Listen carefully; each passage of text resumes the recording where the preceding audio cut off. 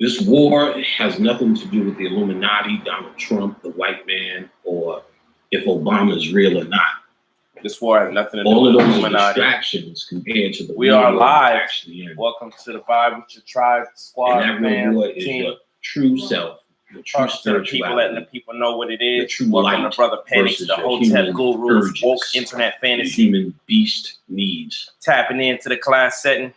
your natural Enjoying what I'm thought, giving just to get what and I'm your getting. invented moralism. Yo, All work of hard, these play things hard. are the Let's do actual it. true warrior. Work hard, play hard. Let's do it. And in this war, Mm. though we've been blaming white people and the white establishment and the rulers of planet Earth, which is not to say they're not doing what they're doing. Oh, if I play It's that lame song, are due you to guys them gonna for ban my shit? a Can I get number a of good things, 5-8 but seconds that's out of not it? the true fight. And you know what? Here, This I promise you. I just love It is not the true game you're in, because if you defeat them, at the end of the day, you're still stuck on Earth. My Brody is the guy, bro. Still stuck on Earth. Afro. You Have the potential for becoming what you have, which you have become as this fallen idiot. Very true. Calling yourself ASAP, whatever the fuck. ASAP dummy, Wheezy, and all the rest of that shit. You will become those things. You will. Or could potentially become those things, which tells you your being here is the true nature of evil. Not the white man, the potential for the white man to exist in a reality needs to be questioned. So, if I start smoking crack, I lose my house, my car, my wife, Today. my job, Today. kids, Everything. my personal possessions, my body, and all the rest of those things that come with crack. Instead of trying to address all of these flaws that happen, the key is to address, I'm on a drug. The drug is my problem. Crack is my problem. Crack is the issue. And all of these things are a result of crack. Facts. So your economic deficiency, your health deficiency, your inability to do yoga correctly, your doo-doo don't flow, all the rest of these things that you kind of complain about, the Illuminati is all the after effects of your first problem. Main problem, yeah. All right. The first problem is what's my first problem? You're a human. I'm a human. And you're addicted to what? Humanity. The fuck? Humanity? I'm addicted to humanity? No tap. No tap. You're addicted. I'm addicted to being oppressed. To being oppressed. To it, and you don't even know. I'm addicted and I don't know it. To get out of it. I think I'm trying to. What the fuck? You're actually reveling in it. I'm reveling in it. You're celebrating it. I can see where you're already fucking going. I really am, ain't I? Oh, break it down. I'm gonna tell you this. Yeah. I'm gonna shout out my boy. Yeah. Rapper B.O.B. B.O.B.'s. When I tell you, hard working, brother. It's not like I'm the standard to impress. You put the work. I am fucking impressed. Yeah, you gotta be. You gotta be. Many levels. Yeah. First and foremost, to be a pop star on the level. Yeah, and to seriously consider everything, to really be thinking. Facts. For consciousness. Whoa. Is fucking amazing. Whoa. It's amazing. Whoa. Honestly. And what I can say from a personal first-hand experience, true consciousness. Yeah. Not that bullshit. He reads shit and factually provides information. He teaches the same way you teach. Same way you and I teach on a daily basis. I'm talking about a real seeker information. One of the things Bobby Hemmett said to me. Bobby Hemmett, the great Bobby Hemmett. Absolutely true. Especially after years of now, me dealing directly with whatever these people are. Yeah. Whatever they call themselves now. Yeah. In terms of consciousness, woke, aware, human stays. Whoa. is not really how much you know. It's how much you want to know. It's how much you want to know. Not how much you know. Everything how much you want to know. Yanni because information in the planetarium and everything it does nothing for you. Yeah. Until everything you that was ever known to be known. What we're talking about. Yeah, I want to. Me and the third eye. I will be the third eye. Talk about again, apparently, because it's the most necessary. I want to be the universal eye that needs to be addressed. Really, or one of the most. And yeah, God. You come on me. How much you want to know? How much you want to know? Yet to talk to someone who's about his business of wanting to know more than B.O.B. I want to know. That nigga could find a question in anything. And so who created that? I remember Bobby telling me to look out because that is the most valuable quality that you can ever come across in this valuable quality you can ever come across. This reality. That's how you know when you're talking to a God. Ooh. And if he's able to maintain that, because if you really notice, all kids do that. They question you about everything, but they really question about things about the world. Yeah, if that same universal, that same energy, transform into conscious questions, with that same aggression, almost to the point where you need to go outside with a cigarette break, then you're talking to a God. So I need to get that one more time. Me and the brother have been talking for a little bit now. I really enjoy to a God. You need to go outside with the same energy can transform. So if you get stomped out with questions, conscious questions, with that same aggression, almost to the point where you need to go outside on a cigarette break. You keep them close. Then you're talking to a God. Yeah. So me and the brother have been talking for a little bit. I really enjoy this brother. In terms of good-hearted, that's hard to meet in the average nigga with nothing or really has no other choice but to be a nice guy. Facts. You're talking about a very popular, very well-to-do based upon his career in rap. Very true. And you don't even meet warm-hearted guys and you keep it like this in the world, period. True. So this is also another indication that you're dealing with one of the gods.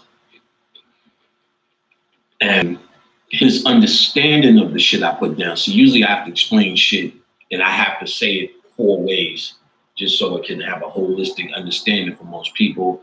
And I get that. We have been through a hell of a human holocaust. And that's what I came to do. So this doesn't bother me any notch. But he's one of the rare cats that I've met. You can say it once and they catch on. And the information can become transformative for him. For instance, there's a certain level of us who thinks we need to be initiated for us to have a point. I'm going to put this up now. So y'all can understand what we're talking about here. This is a good book. Bob used to talk about it. I want you to let that soak in. It's called Overthrowing the Old Gods by Don Webb. Anything by Don Webb is pretty much good unless it's a novel. I think he does novels too. But he's one of them Sethian niggas, so he writes about Set a lot. But what he's doing is breaking down the book of the law. A transmission that Crowley got about the new time or the new aeon of niggas. And ultimately, it's really about transformation of what we were as the old gods into the new gods. All right. Factoring your earthly holocaust in, because the earthly holocaust is the pressure that makes the diamond. It's the transformation process. So the gods fell, suffering, which are us here to do the work. Yep. And all the channels we got all the new gods that we created to sustain us while we were in this Holocaust, Oshun, Ogun, and the rest of these fuckers, you actually have to throw them to become the new gods. You're not going to rule with them. You have to destroy them. They played their role while you were here. Now, as you rise, you have to go beyond them. You get what I'm saying? So the idea of initiating and kissing asses is a very old, played out idea. We transform past that. Listen, if I was initiated in another life, which I was, when that was the hot thing to do, there's no reason for me to initiate again. My spirit tells me I can fuck directly with the Apollos without having to get scratched up. If your spirit says this is what you must do or it doesn't work, then your spirit is giving you the best it has. And you need to step back and yield to one of the masters who says, I don't need that. I don't. Not even in the least. It's proven, dog. The bounties are behind me of what I do. You know what I'm saying? So in the physical world, my shit is good. Spiritually, great. That couldn't happen if you were doing something wrong, which doesn't even make sense anyway. So when my boy B.O.B. got with the Apollos, his initial spirit said, get with him. And he went on a motherfucking rampage, him and his queen.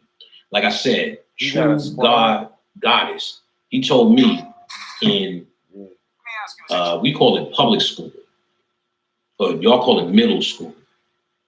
In middle school, he seen this girl and he said, I know I will be with her forever. Then he went to high school, they went their separate ways. He said his cousin was like, yo, you need to get the fuck out of this slum. He said he got extremely depressed. Then he said his cousin said, you never even spoke to her. I'm like, oh, I'm talking, they was talking in middle school to some kind of shit. He said, no, just off of view. And long story short, I think he said towards the end of high school, they got together and never been apart since. He's with her now. What's going on? What's going on? I said, how does love work? Goddess. He told me in, we call it public school, but y'all call it middle school. In middle school, he seen this girl. And he said, I know I will be with her forever.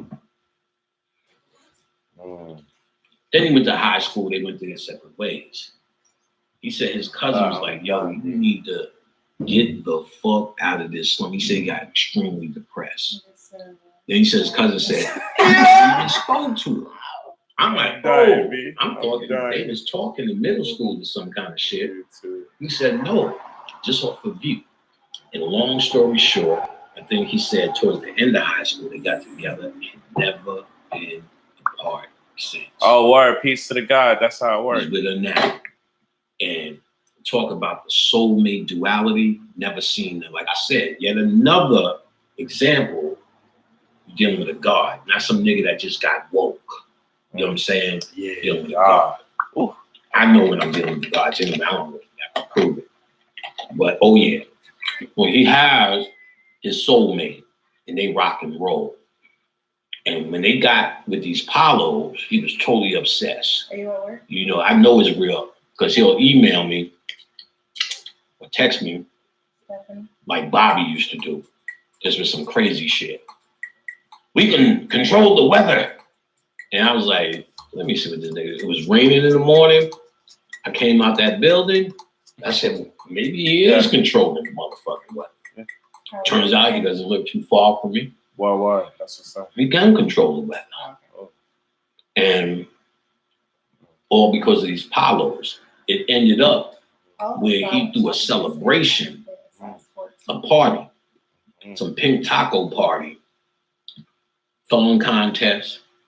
I put up a few pictures of me and him hanging. That was that night.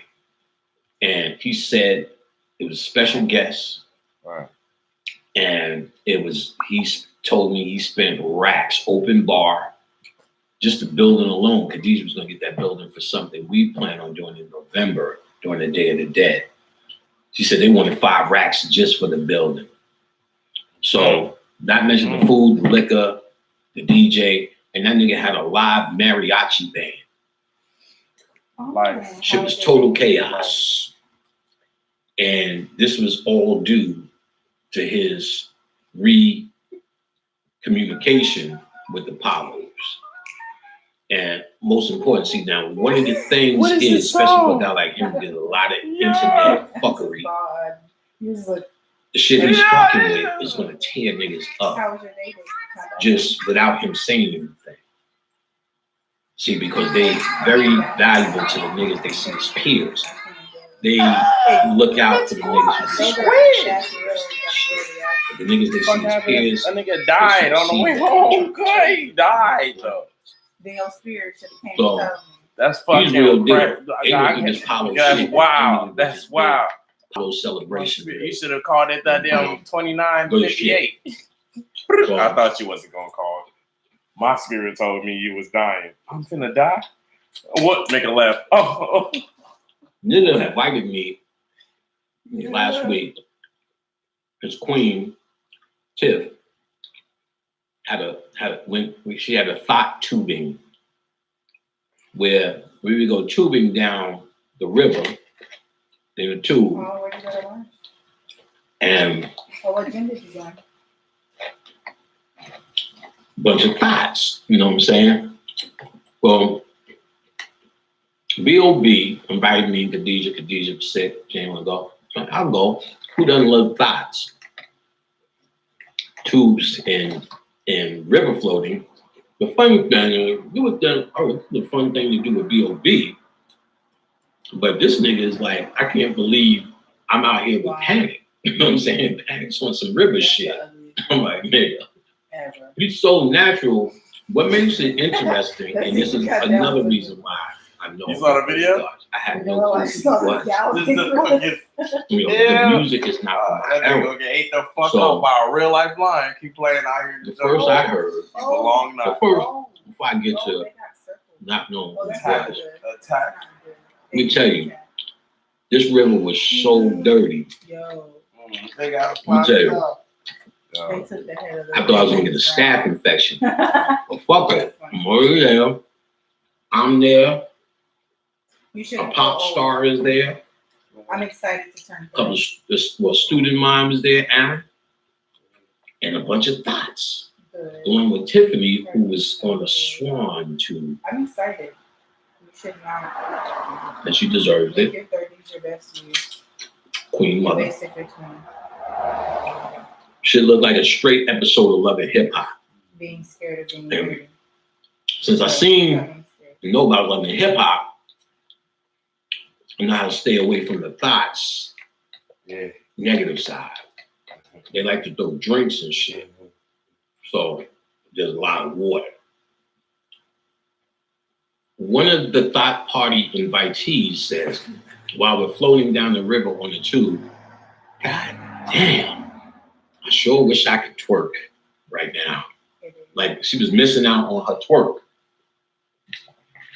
And I'm like, damn, well, you can't just finish the tube, ride, then get out and twerk. She was trying to figure a way to twerk on the river. It's addicted to twerking. Whereas Tiffany is like, I try to give y'all a day off from all the twerking. You know what I'm saying? We have twerk rooms in our house. We can go home and twerk later. But for now, just enjoy the river. But she was distraught she couldn't twerk. So I was like, yes, this is where I need to be. I only wish I met B.O.B. earlier. Tough, broken. When me and Khadijah your water was younger. We'd have been into some trickery, some thought trickery. But no thought trickery. I just have to enjoy it through my boy. And I don't have real good-hearted, real family guy. Surprisingly, shockingly down to earth. For where I come to find out later how famous he actually is. I didn't think he was that famous until I had to do my research. Even after I was talking to him for a while, I'm slowly but surely, oh shit, damn, you was on stage with him. Damn, nigga, you could play a piano and a guitar. So, a guard. And then he told me about some of his humble beginnings, which is like not a fairy tale. I thought the projects was bad, nigga. But he told me some serious, real deal shit. Now, niggas kept telling me, oh, I could feel the floor. All these young, spry niggas. So I'm in the tube, laying back, floating down the old Chattanooga River. I said, fuck it, let me see if I could touch the floor. Oh, decisions. That didn't go too well. Yeah. I looked like a straight damsel in distress. Now I could swim in all, but everybody gassed everybody else to take off their goddamn life preserver.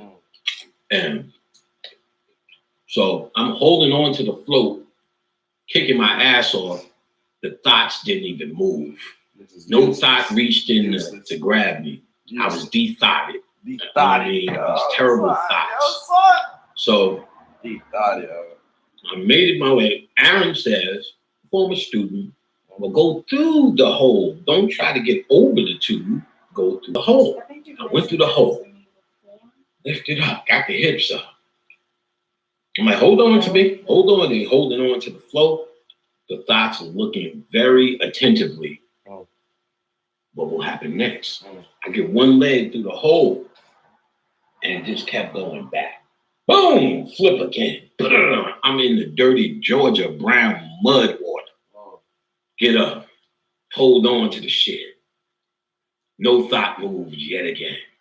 Pull my pants up and just says, Dag, I'm glad Khadijah ain't here. I'd have lost respect in the house. The family crest.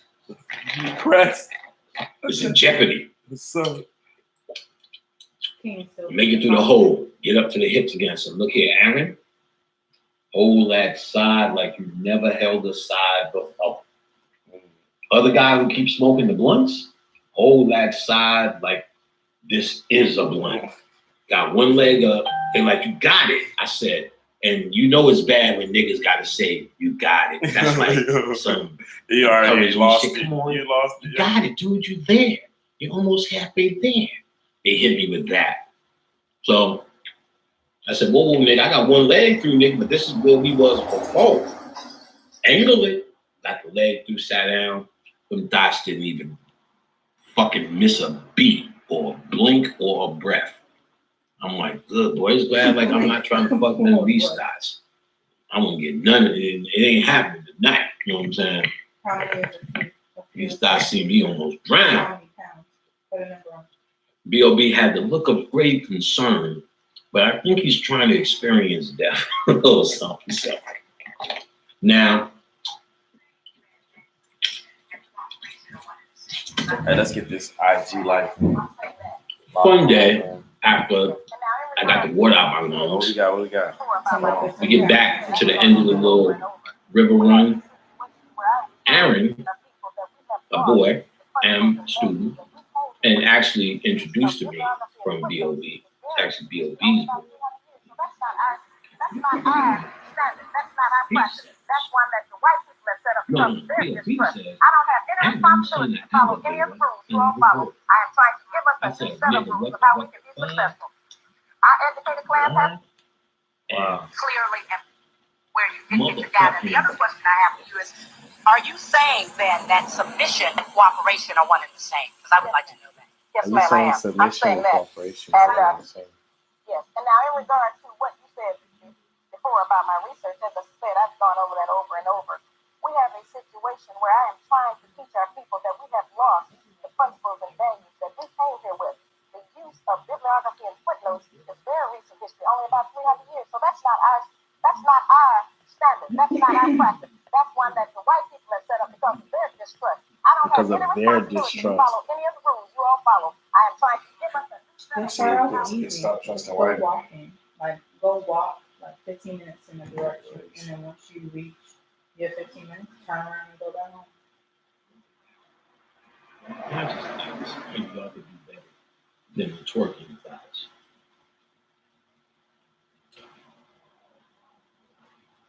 Cheers without a stone.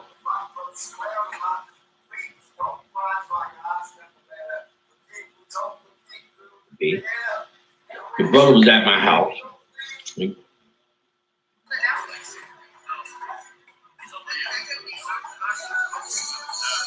and Phoenix at the same time. Just random month, random time, and random conversation. Well, we did meet up in Phoenix. And they go to Sedona all the time. This is old news. And this will speak to more like, let me keep finding out how conscious this man was. And I really should say this God. How conscious this God was years before niggas even knew what. He said he came to Sedona. Coercion apparatus. One is endorsed by the state and the other is not. You know, when the Revolutionary War was going on, George Washington and all them dudes was terrorists.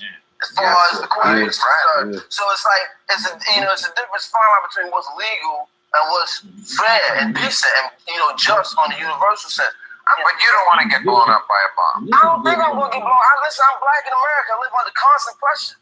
I don't believe in that boogeyman shit. They ain't doing shit. I don't believe in that shit. Well, if somebody want to do some shit to you, they doing it. Going Brother Panic, the Hotep Gurus work internet fantasy. Yes. Black voodoo, African, black liberation. Black liberation.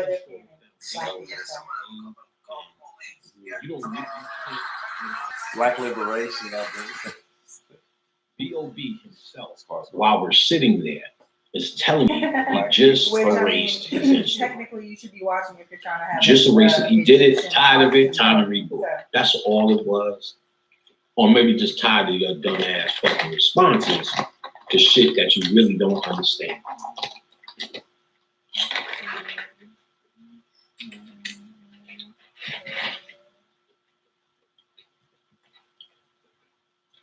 And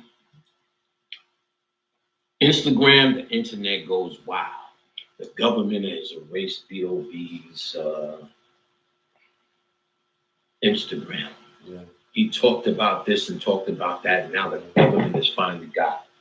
Meanwhile, I am dying laughing as he is about the goddamn ignorance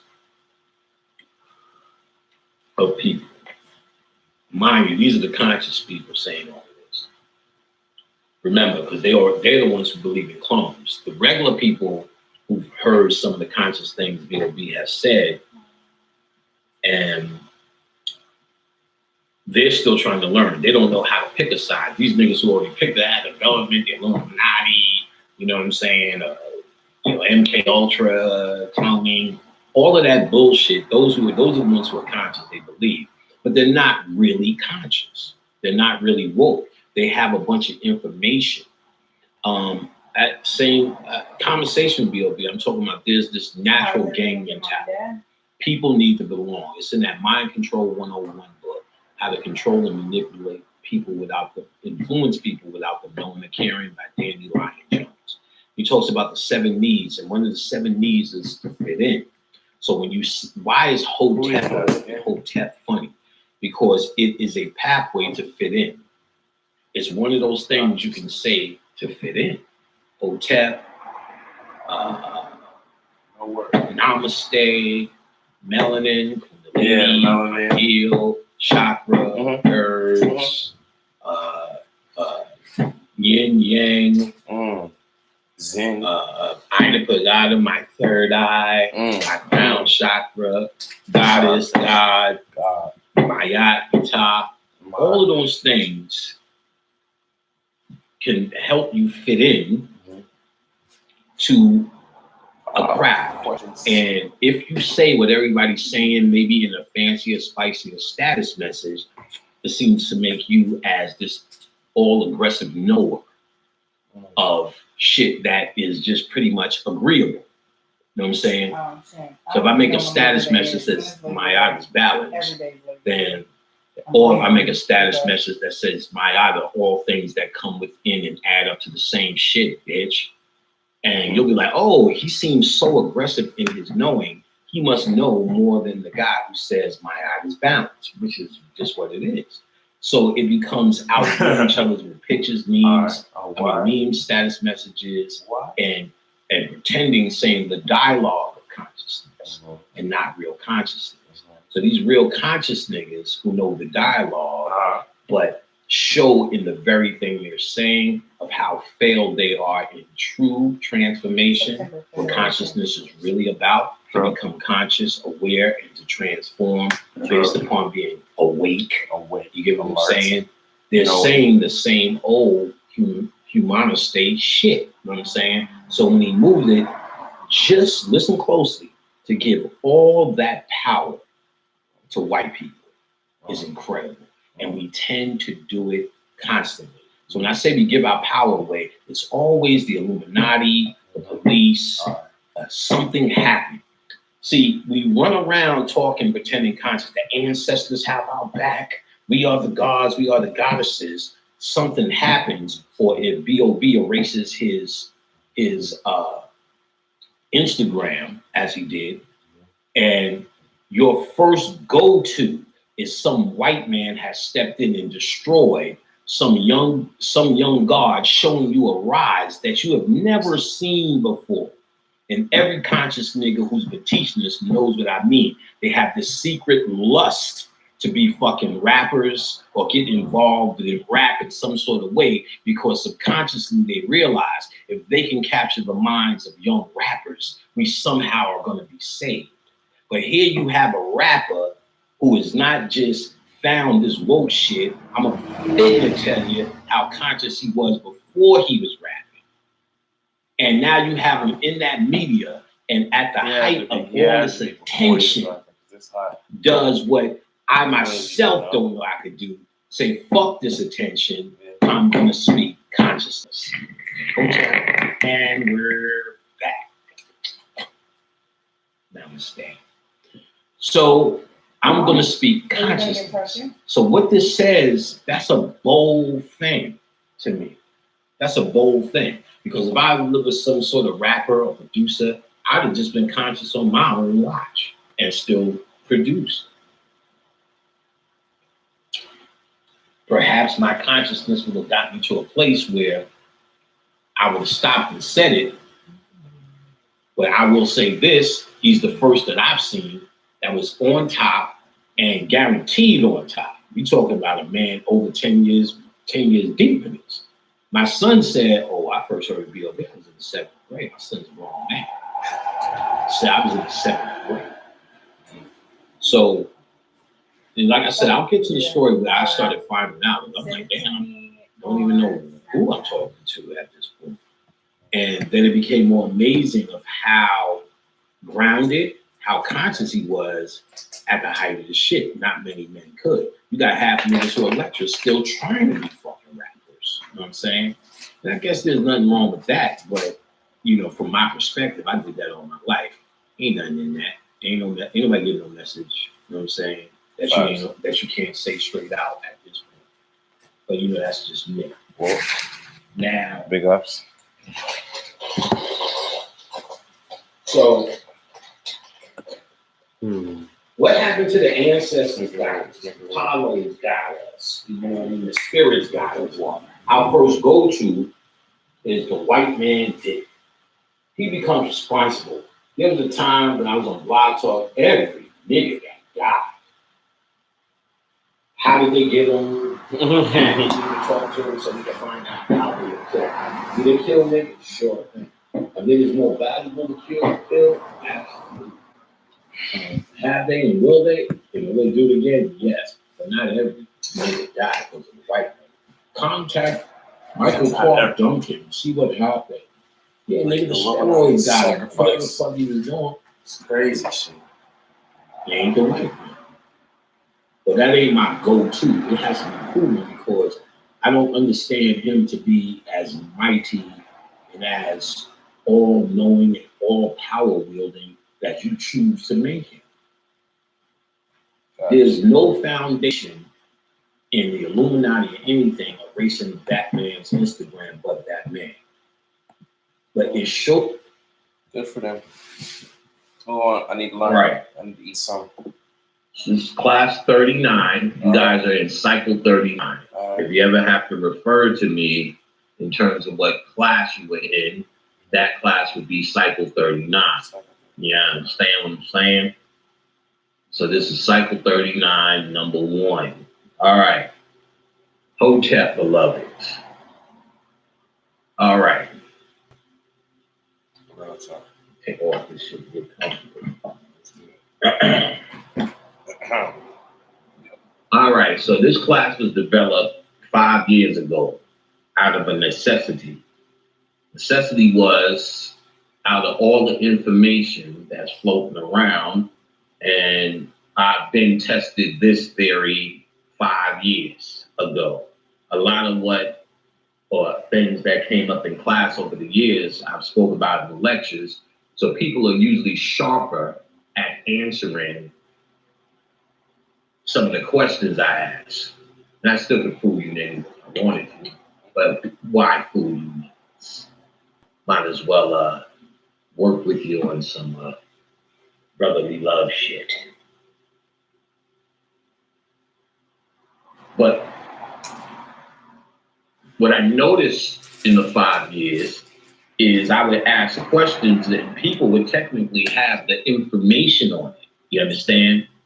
But then when I said, well, what does it mean? Or what does it mean to you?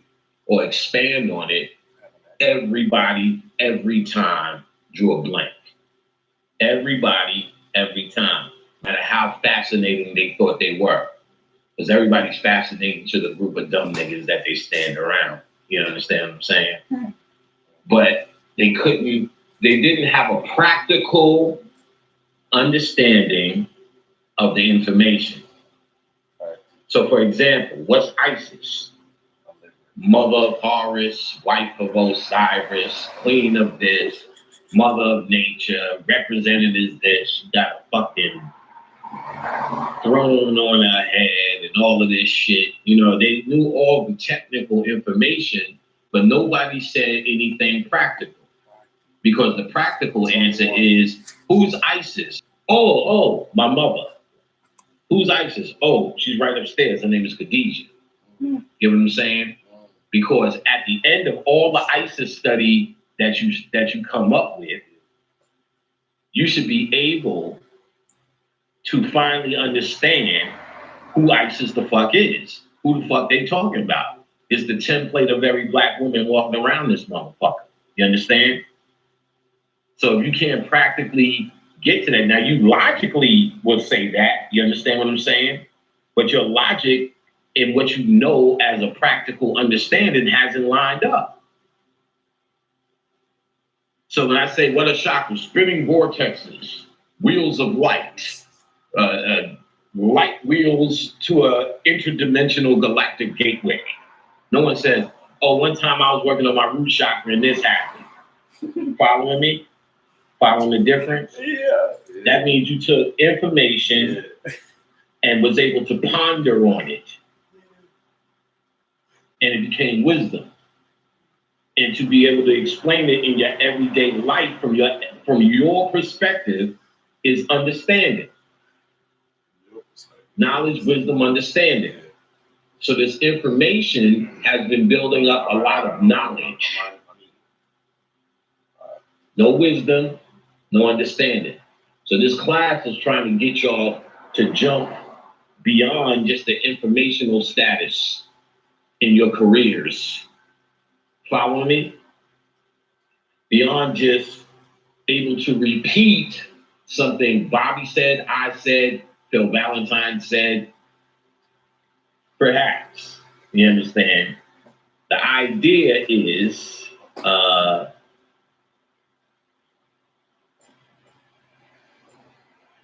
you become all of this information you've been following. You become it. See, certain guys who are teaching you are trying to show you what they know. And because you only have gone to the level of repeating or finding out information, it seems that those guys are geniuses. Gary Vaynerchuk But you ever see a motherfucker on a, let's say, a unicycle? Yeah. I'm on 10. That's a fucking genius because he's doing it. Even though y'all can explain what a unicycle is. Uni means one. Cycle is the wheel to move. Y'all explain that shit. Sounds deep. If that was a deep subject, I'll put that shit up on the goddamn PowerPoint. Uni, one. Cycle, bike.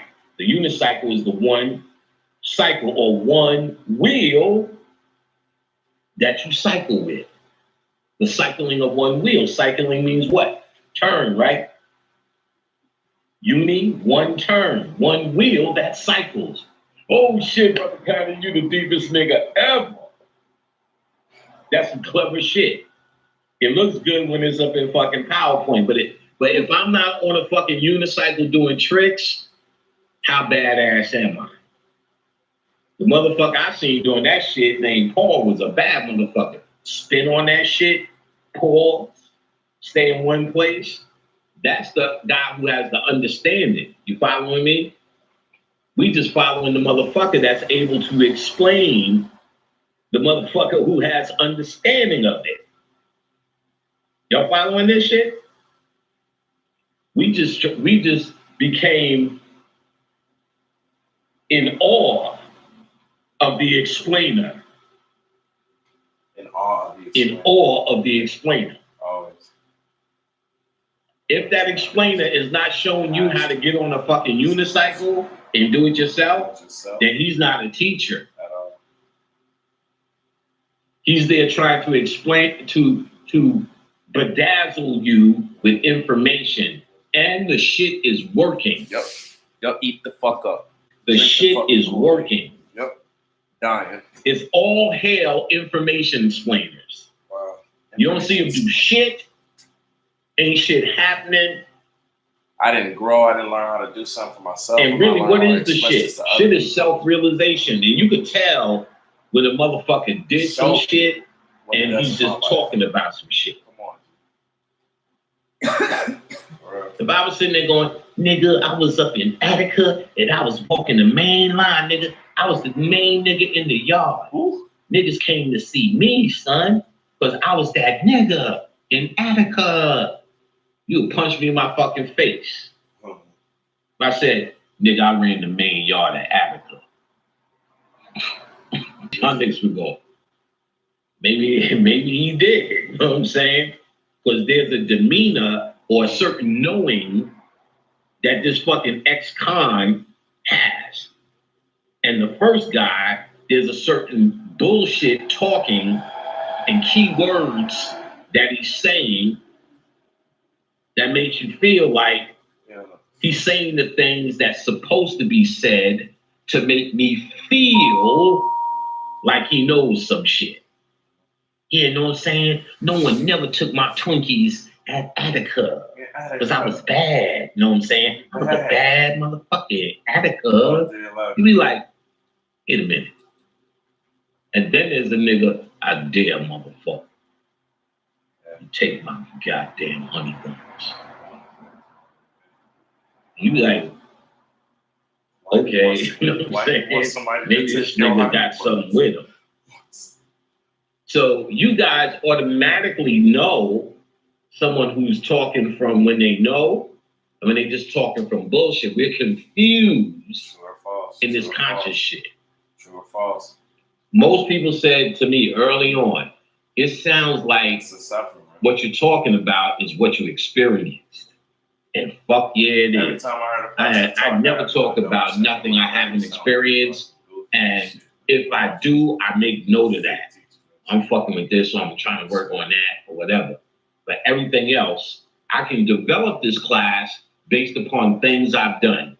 Everything in this class is not a theory. It works because I've done it. I repeat that. It works because I've done it. And if you do it, it will work for you. The same way, it works differently. The same way if I do 10 push-ups, it made me get rock hard. You may need to do 20. But nevertheless, if you're doing push-ups, arms and chest is going to happen. It cannot not happen. Everything I'm telling you is exercise. Everything I'm telling you is exercise. So you need to understand that this is exercise for your mind. The lazier you are, those are the results you'll get. The more you go hard, the more you get results. The more you know that the shit is working, the more it will work. The more you self-doubt, the more that will be your end result. You know what I'm saying? So as with everything, it's on you. It's on you. Just go hard. It's self-discovery. So no real teacher can teach you anything. They can only lead you to all the doors. You understand? That's number one. That's number one. So when you hear them niggas sitting there on YouTube talking about they came to save you, it's a fucking fantasy. No one can save you. No one can save you. It's only you who can save yourself. It's only you who can save yourself. This is your journey. It's up to you. So if you're full of fear and self-doubt, that's an issue you're gonna have to really confront within yourself. No one, no teacher, myself included, cannot confront it for you. If you feel full of worry, full of second guessing of yourself, this is an issue you have to deal with. This is why you're here. This is what you were born with. This is why. It would totally fuck you up. This is your challenge. You understand? And it's only you who could walk through that door, could jump that hurdle, can kill that monster, defeat that giant. All of these things is on you. Now, my role is to put you down with methods and tools. They went through a washing, and that's what you'll get, my niggas. Methodologies and tools. Like now I want to go to. So you have a whole bunch of folks. And that was the club. That was the entry to the club. Got y'all in what they call the mindset of your public school training. Oh, we out here. You getting this, Jeremy Richard Jr.? I just making sure he was looking kind of tough. Make sure you're there with me. Santa Fe. Ah. Your public school training, it isn't what they taught you, even though that's fucked up, or half truths, you could say. And we're not even talking about history and science.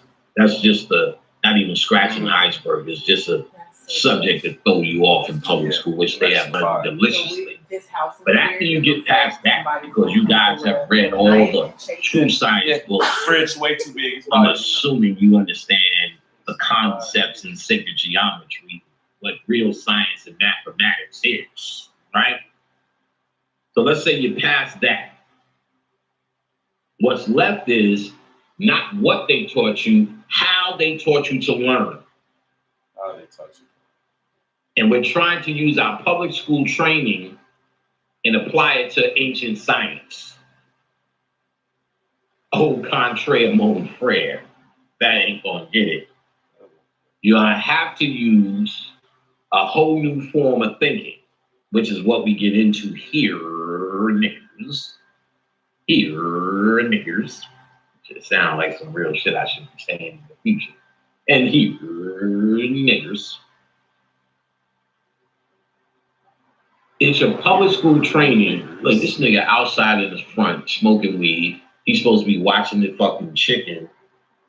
The goddamn waiting for the temperature of the goddamn thing to get. This nigga outside fucking parlay. You can't teach a nigga shit. I hope y'all are better than him in this motherfucking class. Jesus, this nigga how to grill some shit. So. That chingy. It's how they taught you to learn. They taught you to intellectualize. I heard stupid from a mile away. I said, this chingy. Which means, no, what he's saying is actually making it's chingy. Hold on. Let me tell these niggas. Shut up. Anyway. It makes sense. This first part made sense. I'll put it like that. haven't gotten all the way. Keep listening. Yeah. Don't get caught up in the stupid shit. The moment it makes sense, why? Why it makes sense? Mystery is everything. Mystery is everything. It made sense from the part of your mind that knows the stupid shit makes sense. Yeah, it's the stupid motherfuckers that's caught up. Listen, get your shit. Get your shit together. Come over on this guys. The window. Voodoo up. Voodoo 9 Zoe up. All right. So they taught you to rationalize and intellectualize through your life. That this is the greatest part of you. That this is the evolving part of you. You understand? This is the part of you that Moses ain't exist. The human being with conviction like Moses that is a real man. Logical, rational, intellectual. See, what happened was the smartest part exactly and the greatest part of what humanity is and what humanity offers. And that, as it evolves, as you learn more, as you add to your intellectual body that would make of understanding and really not understanding, but your intellectual body or intellectual database is the best Moses word. Didn't exist. Where you have a database of shit that you can repeat and spew off, so people say, "Oh, he's not the one to fuck with. Oh, he really knows his shit. What a smart guy. What a smart guy. You can't fuck with Seymour. Yo, shit. He's on top of the game. You know what I'm saying? But the reality is two things. Yeah. Let's get clear. White people cannot go past the intellect. So since they reordered the world in their reality, and you co-sign with it, it's too late to be on the right track. Your intellect. You got all this money, all this time in the world. You're still on the right track. And then you got a bunch of niggas. What are you saying? You what is that? What is the right track in a real time, real life, real issues? What is the right track? In other words, explain that to me. Teaching you a public school rendition What's your explanation works. For his explanation? A public school understanding of ancient works, which they believe is on a motherfucking college level. And you believe you're doing some scholarly this website exercise. Did you already make one for this? Because it was pulled up, but it wears off. I don't and I'm sure y'all noticed that. Y'all feel good, informed after one of these YouTube interfaces, I guess you can say, and then you just need another one, and another one, and another one, because two things: what's happening isn't really changing you, and the other thing is, what we're going to go to next in this is your ego is being filled, and your ego can never be satisfied. So I need more and more and more. Now, the other thing in public school that I wanted to bring out, when I brought out that it was the intellect, which is where we're going to next, the ego. All right. The intellect or reasoning is a product of the ego. That's why you ever see a nigga get on stage and start pontificating with all them big ass words. Yeah. Pontificating. Yeah, that's hard. The metaphysical, interloping, interlacing, Did I hear that shit? I just died from watching this morning. You seeing a whole bunch of not that shit. Reverberates not within shit. The melanated. Yeah. See what happened is gentrification of the return. What we're talking about, what he's getting at is hence cycling of the that's the mastery of intake in general. That fornicates within, that rises yet falls into the traumatic ultimate kundalini. Hotep, goddamn, no tip. Flow in the magnetic light streams, which ultimately return to the fascination, yet inclination of the optimization that heliosynthesizes magnetic fortification, filament bulb, interloping, international connection, returning like minds against unalike, unattract individuals that come forth within.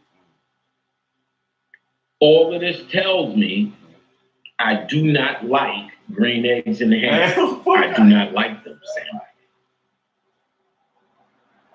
And then you got a bunch of niggas sitting in the audience going, yeah, he's dropping it.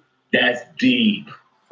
None of them understand what the fuck is being said. Not a guy. But none of them have the heart based upon their public school training of being intellectualized. To say some shit and this is that's what's gonna get you smart and normal. Because you don't know what the fuck you're talking and about. if you don't understand or say I don't understand, you don't seem smart. You look stupid. Or that you're getting it. Faking it so is everybody worse. sits there and fakes like they fucking understand. That's the worst. While the guy on stage, ego, is making it seem like I'm saying something better than some adversary who's already arguing with me on fucking YouTube. Like this shit, right? Like that shit even makes him fucking sick. Oh, no tap, niggas, no tap. You know what I'm saying? It's so bad that motherfuckers who ain't even conscious have nothing to do with it.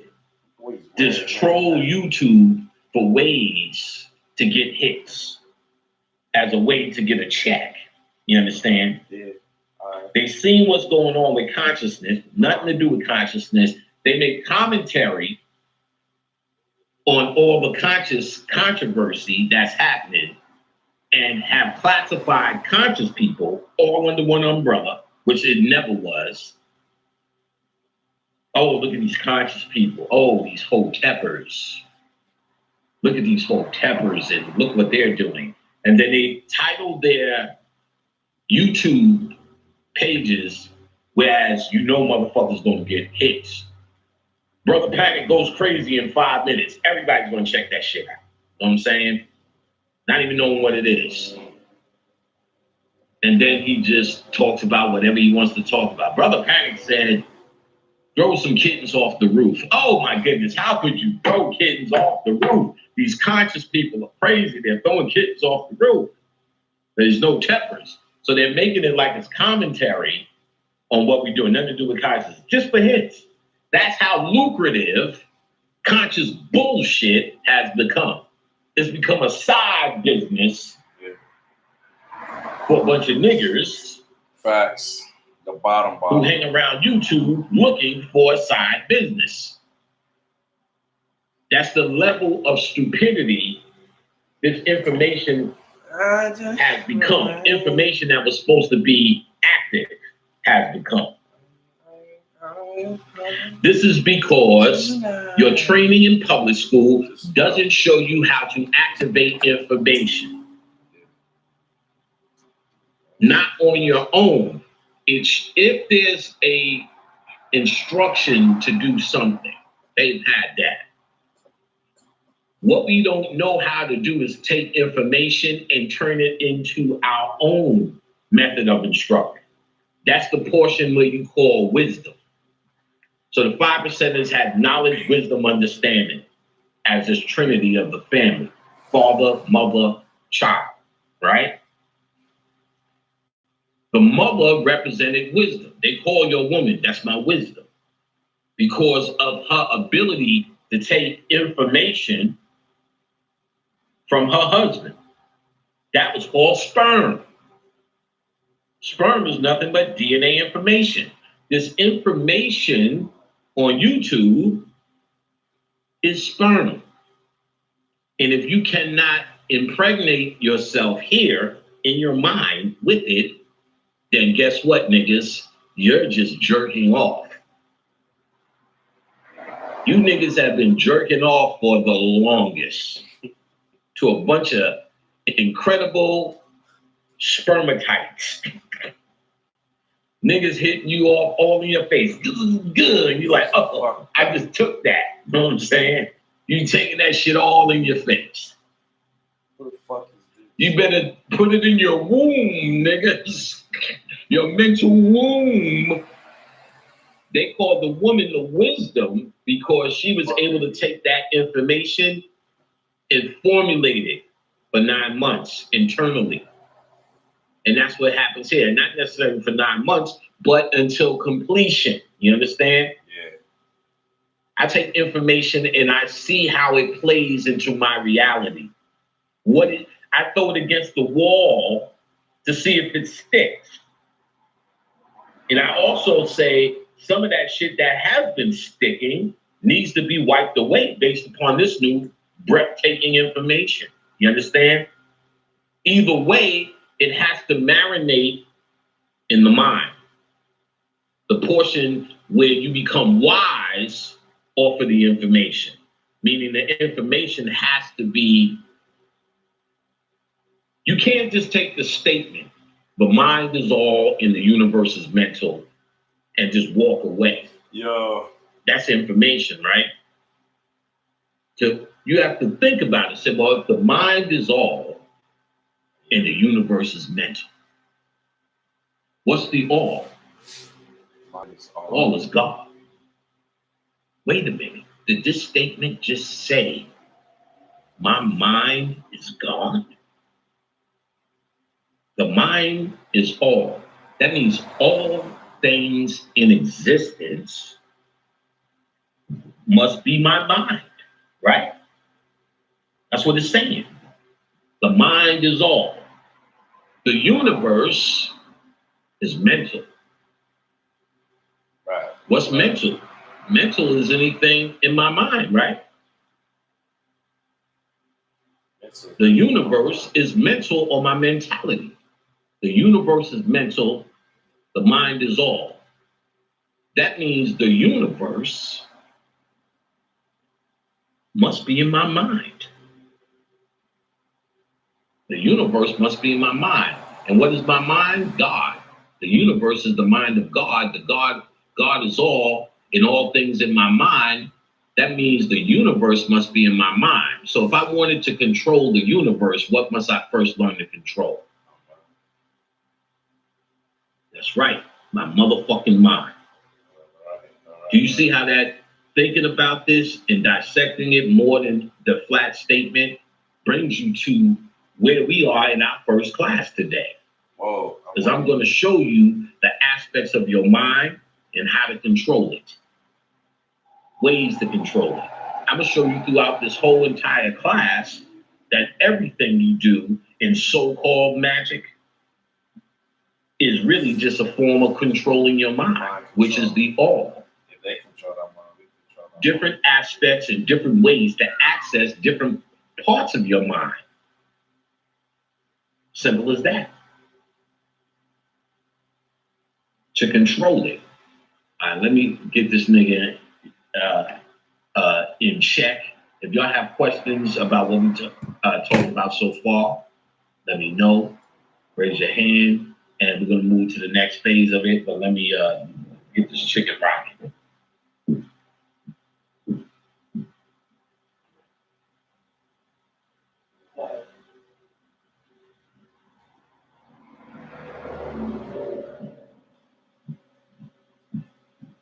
All right, pretty much on him now, so let's see how this works. All right, so what's that? We got another female in the house. Yay, the girls make me stay. Marie was enough to do it. Who else is here? Yvette. Yvette's not on camera, so she's dipping y'all, but all you niggas, that's from class B over at 4 o'clock like a motherfucker. Chicks, you might be here till like 10 and 11. All right, so this intellect and reason is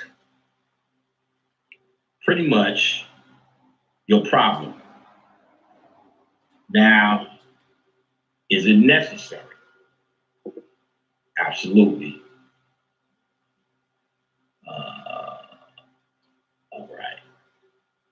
Is it necessary? Absolutely.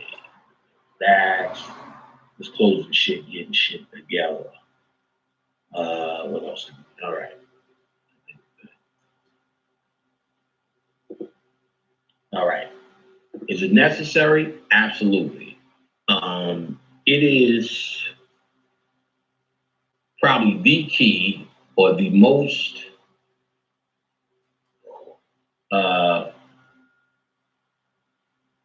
let's look at it this way. Reasoning and intellect is used to negotiate your humanity.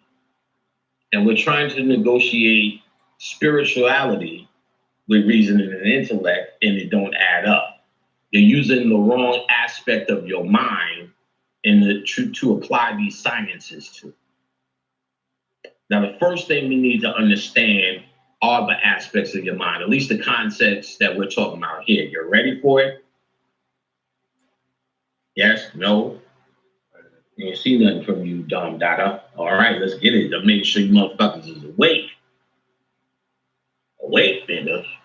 The three aspects of your mind, y'all heard me talk about it: unconscious, subconscious, and conscious. I'm going to talk about them in detail because y'all need to know where this information needs to be applied and where the so-called magic actually comes from.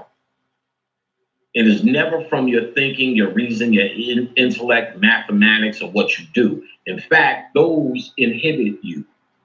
Those block you.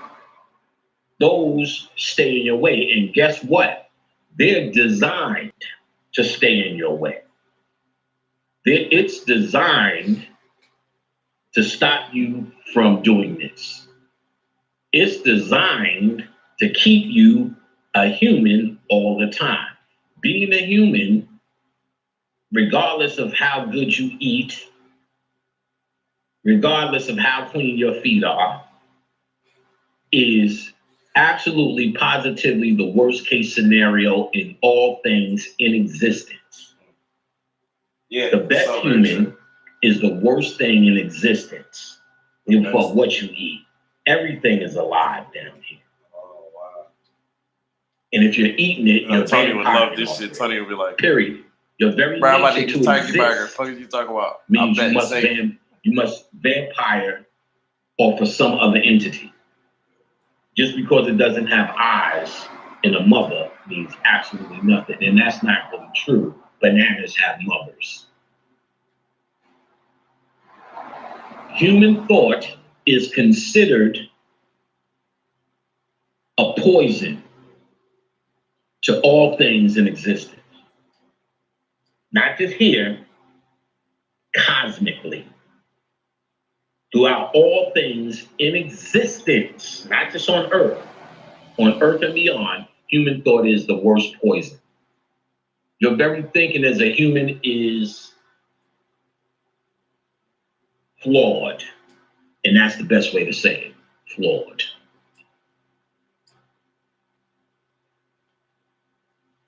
In Gnosticism, there's mythologies. And see, the Gnostics were later day Egyptians, Coptic Egyptians.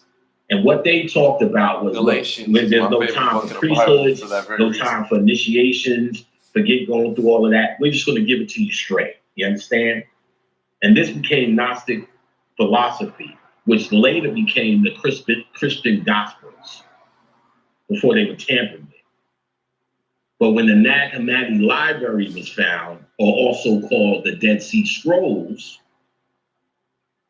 they couldn't fuck with it no more because now they had the original works of Gnosticism, which became that Bible. So they just call it the Gnostic Bible, which you could get, and you can get plenty of writers who's done writings on Gnostic teachings, which is probably where you should go. One of the best is Jacques Lafariage or some shit called Gnosticism. Somebody will try to find it in the group. I always have like one of my 8 students, they'll find the book. If not, I'll go upstairs and break it down for you. Jacques Lafariage, it's called The Gnostics.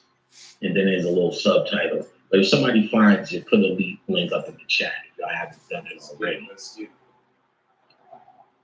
Jacques Lacarrière. All right, and it's called Why I like this book, and there are books like it. He just goes, because the Gnostic Bible is written like the Bible, and it's about this fucking thing. And I have that as well. So if you want to go through that, sure. But he'll give you the A's, you know, he'll get down to it. So the source information is the Gnostic Bible. The author's interpretation of it is there a nigga named Mustard? Mustard in here? You got mustard colored walls too? That's some real nigga shit right there. Nigga straight up. My name Mustard. That's a real nigga. That's some real shit. Let me tell you. Source information versus the author's interpretation of that information. So people say you can't trust the internet, right? For your information. But every book you read is the internet. It's just a nigga who wrote that shit, just like somebody on the internet wrote that shit. You just gotta trust the source. You understand what I'm saying? Now the internet, it makes it easy for anyone to write. You understand? Books, it was a little bit more stringent. You had to have some credentials to write. But even now, people have been self-publishing for the longest. You don't know who's who and what's right and right. It's motherfucker's interpretation. Because if you got on YouTube to study one thing, let's just say, I want to see about what this flat earth is about. You'll have fucking 75 interpretations and 75 build-ons. So it's the same thing with books. Books are just an older version of that. So you have to decipher through what it is your research dictates and see what sticks. Y'all following me? So certain authors, and that's what Bobby was doing by laying down all these books, saying he's went through a lot of these authors and books and researched the authors, which he actually really did, to let you know who stands as valid, who got called out on some bullshit. For instance, Zachariah Stisham.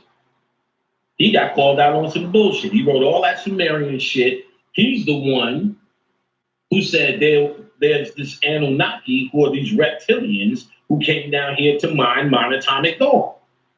And all of a sudden, we got all this works about white people are reptilians and the reptilians and the reptilians. But it comes from one source. And I bet nobody knew that. Yeah. And that source was paid to write bullshit about Sumerian texts by the Jews. Made up. If you understand where you gotta understand where this shit comes from, and is only good as the credentials of the source. So books aren't just to be taken as better than the internet, they're just a different version of the internet. The internet is just a microwave version of what books can be.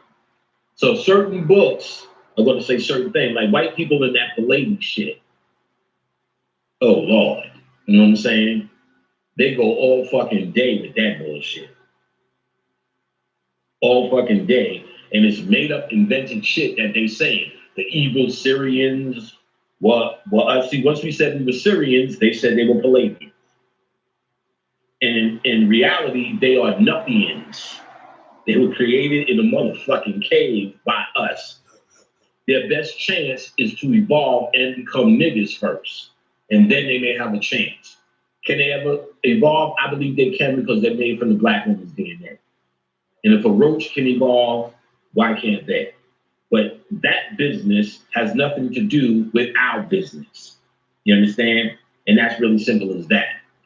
Do I wish them to be, for what they do, yeah, but just on their genetics alone, should they go through the things that they would put us through based upon their lie about our genetics?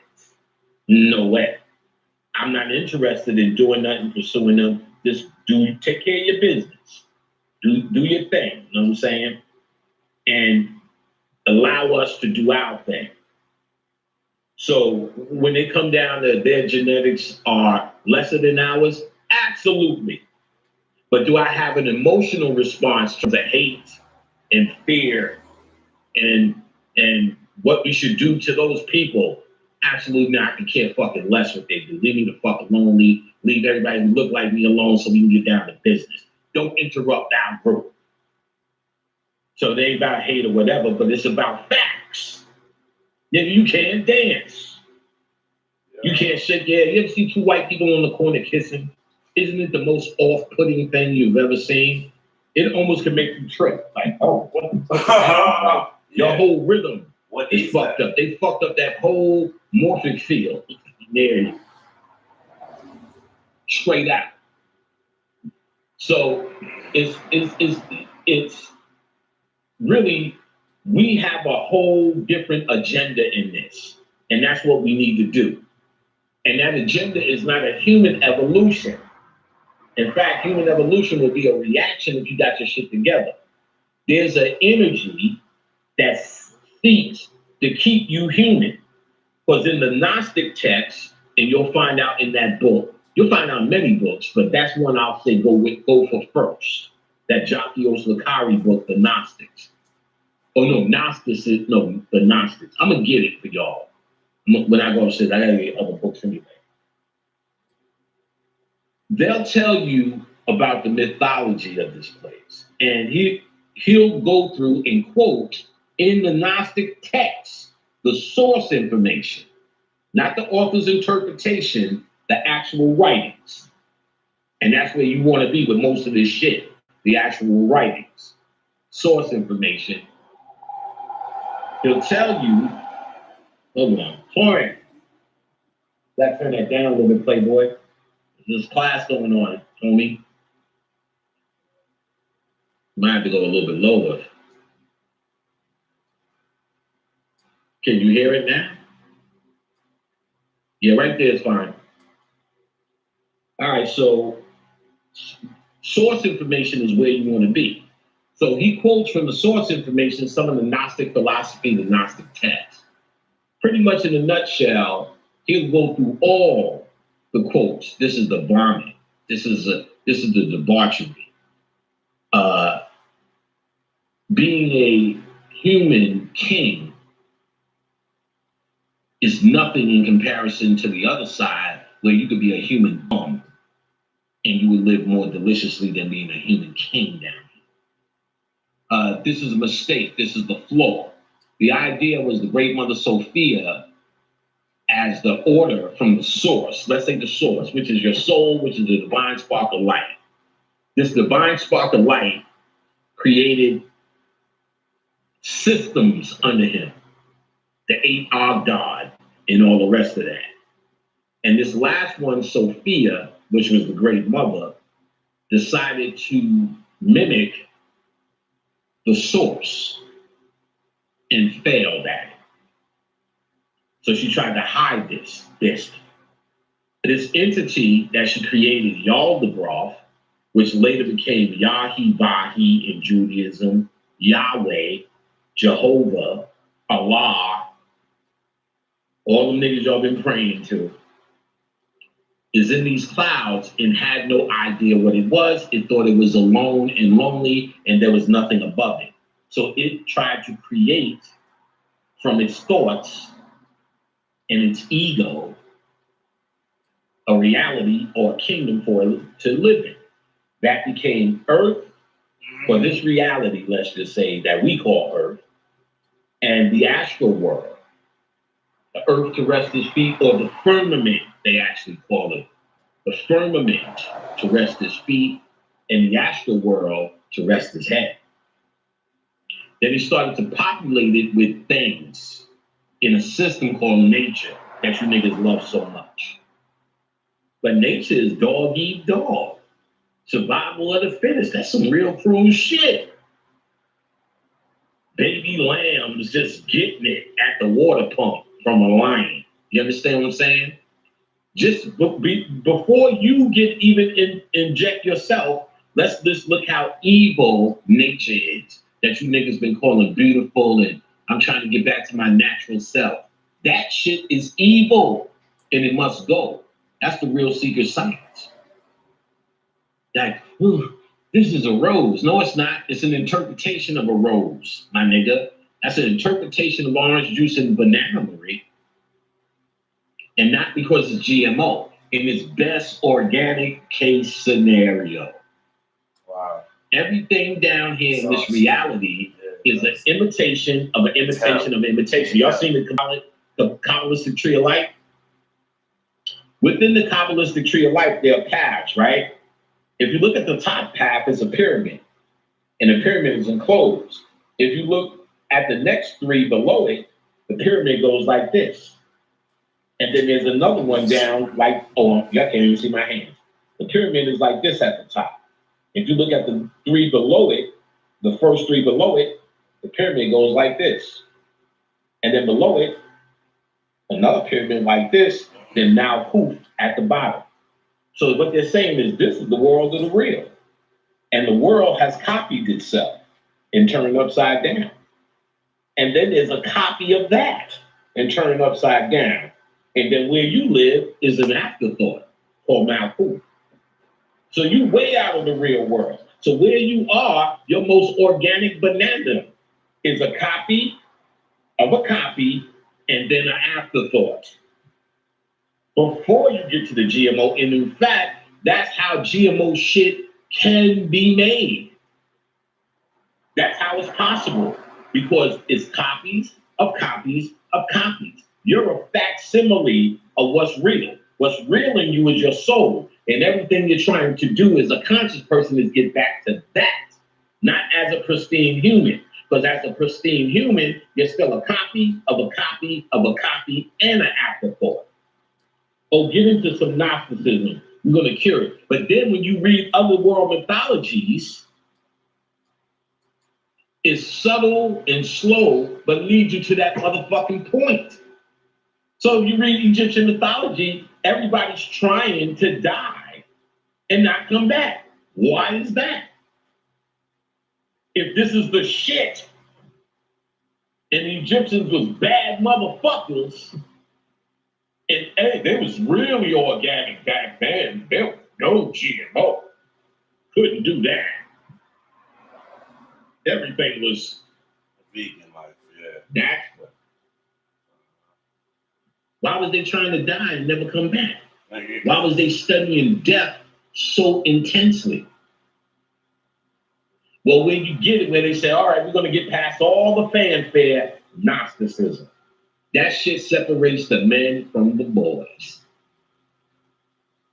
Motherfuckers used to come in class eating goddamn raw, what do you call them shits? Green peppers, like apples. By the time I hit with that Gnosticism in the end of class, the motherfuckers was eating Snickers out that bowl. Chain eating Snickers. I mean, you'll see you in a. Yeah, that's how I'm telling you all this. You're in a illusion in a program. Even, I'm gonna be honest with you, even this healthy shit.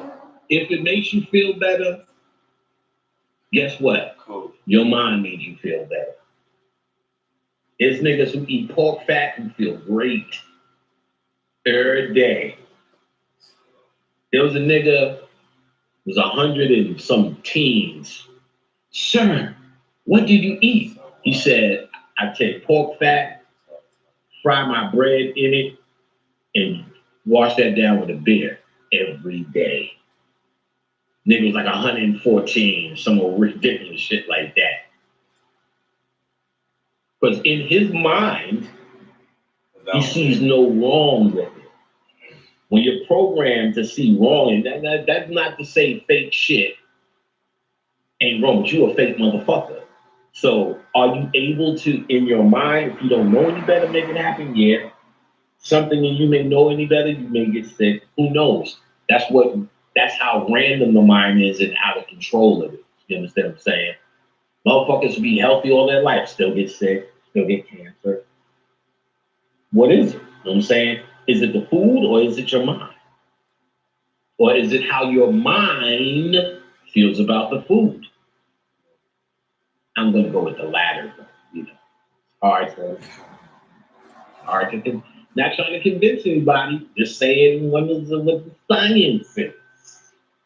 So in the Gnosticism, they speak about how Yaldabaoth made these worlds, the astral and the world to live in, and these animals. And one of the animals was just another motherfucker called man. Man actually was the weakest. He had intellect. That was his power. You know what I'm saying? While a cougar could run and climb and all that shit, we had intellect. So we know we took our ass in the caves. You know what I'm saying? Perhaps come up with a fire. That's slow going. You ain't beating nothing in the jungle, but we knew how to make weapons. Slow going. But could you imagine the stress level of the average man in the cave?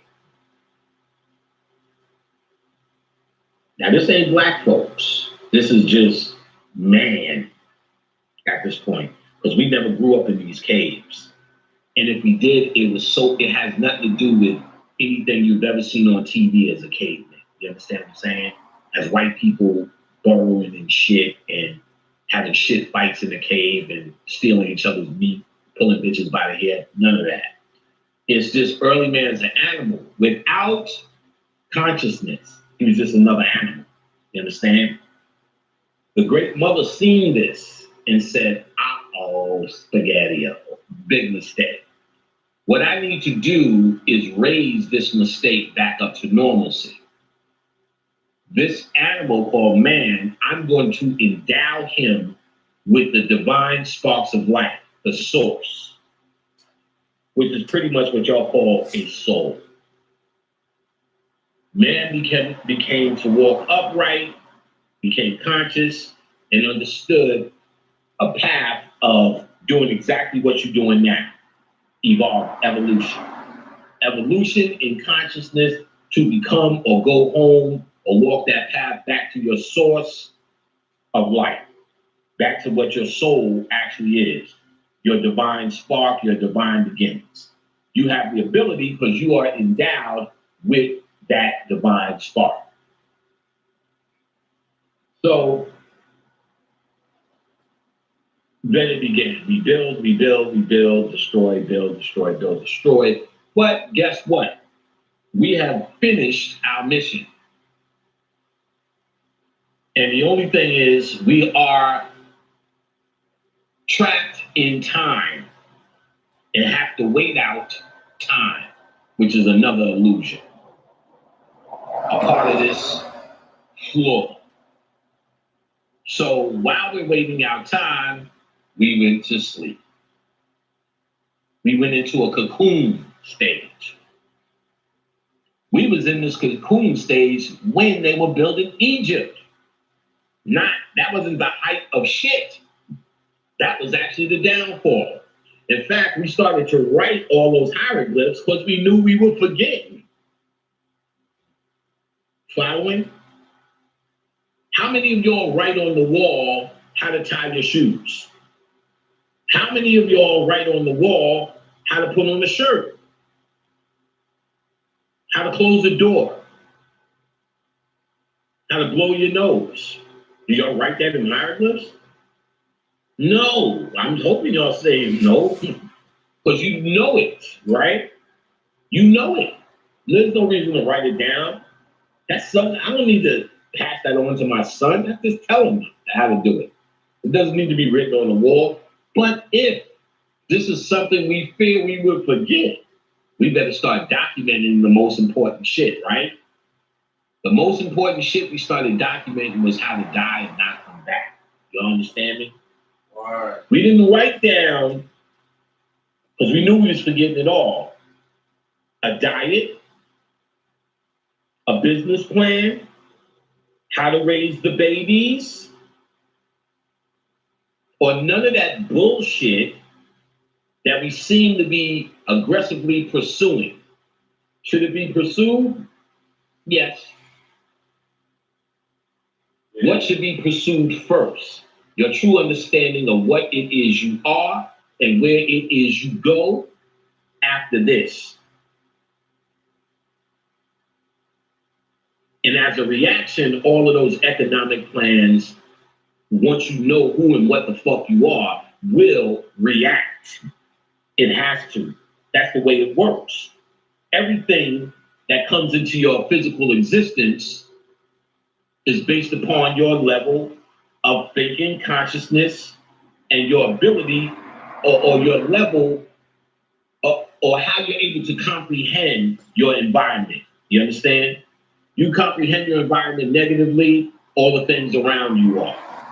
You feel you comprehend yourself as a person who's depressed. Everything in your future is pointing in that direction because you have pointed it in that direction. So once you know who you are with confidence, where you're going, what you've seen beyond the veil, which is not as hard as your thought, you have a more holistic understanding of your existence. Therefore, you see and understand where this fits into your existence as a very minor piece. But once you make it the biggest piece in your puzzle, what we're going to do is an economic plan. How are we going to get past this? It becomes the hardest thing in your equation, and you stifle out the other things that empower you for this. The true empowerment of your economic plan, taking care of the babies, getting rid of your oppressor, and taking back the land, and eating organic bananas. All of this shit fits into a puzzle that some of the major pieces you haven't put together. You haven't put you know when you do a puzzle, you're supposed to do the corners first. You niggas ain't did the corners yet. Once you do this, all of this shit, how do I know? Because it happened for me. All my kids are taken care of. My economic plan is in order. I wish I could do it for all. In fact, I put more people on than I've theorized about. Just talking about them on my shows. This one sells this. This one has a book. This one has this. This one has oil. This one has this. And all these people still send me, thank you, I'm still eating. Thank you, I'm still eating. Thank you, I'm still eating. From my mentions of them on a network that's big. Asking, support this person. If you have something, talk to me. We'll put you on and maybe we can get you pumping and bumping. You understand? So all of this is working for me, easy. I wish I could do it for everybody. But it takes more people to be conscious for this to happen, and that's not really happening. Having a lot of information and knowledge and all the rest of that shit is cute, and it feeds the intellect and the reasoning. But it doesn't feed the spirit, which is a whole different aspect of your mind. Ooh la la, baby father.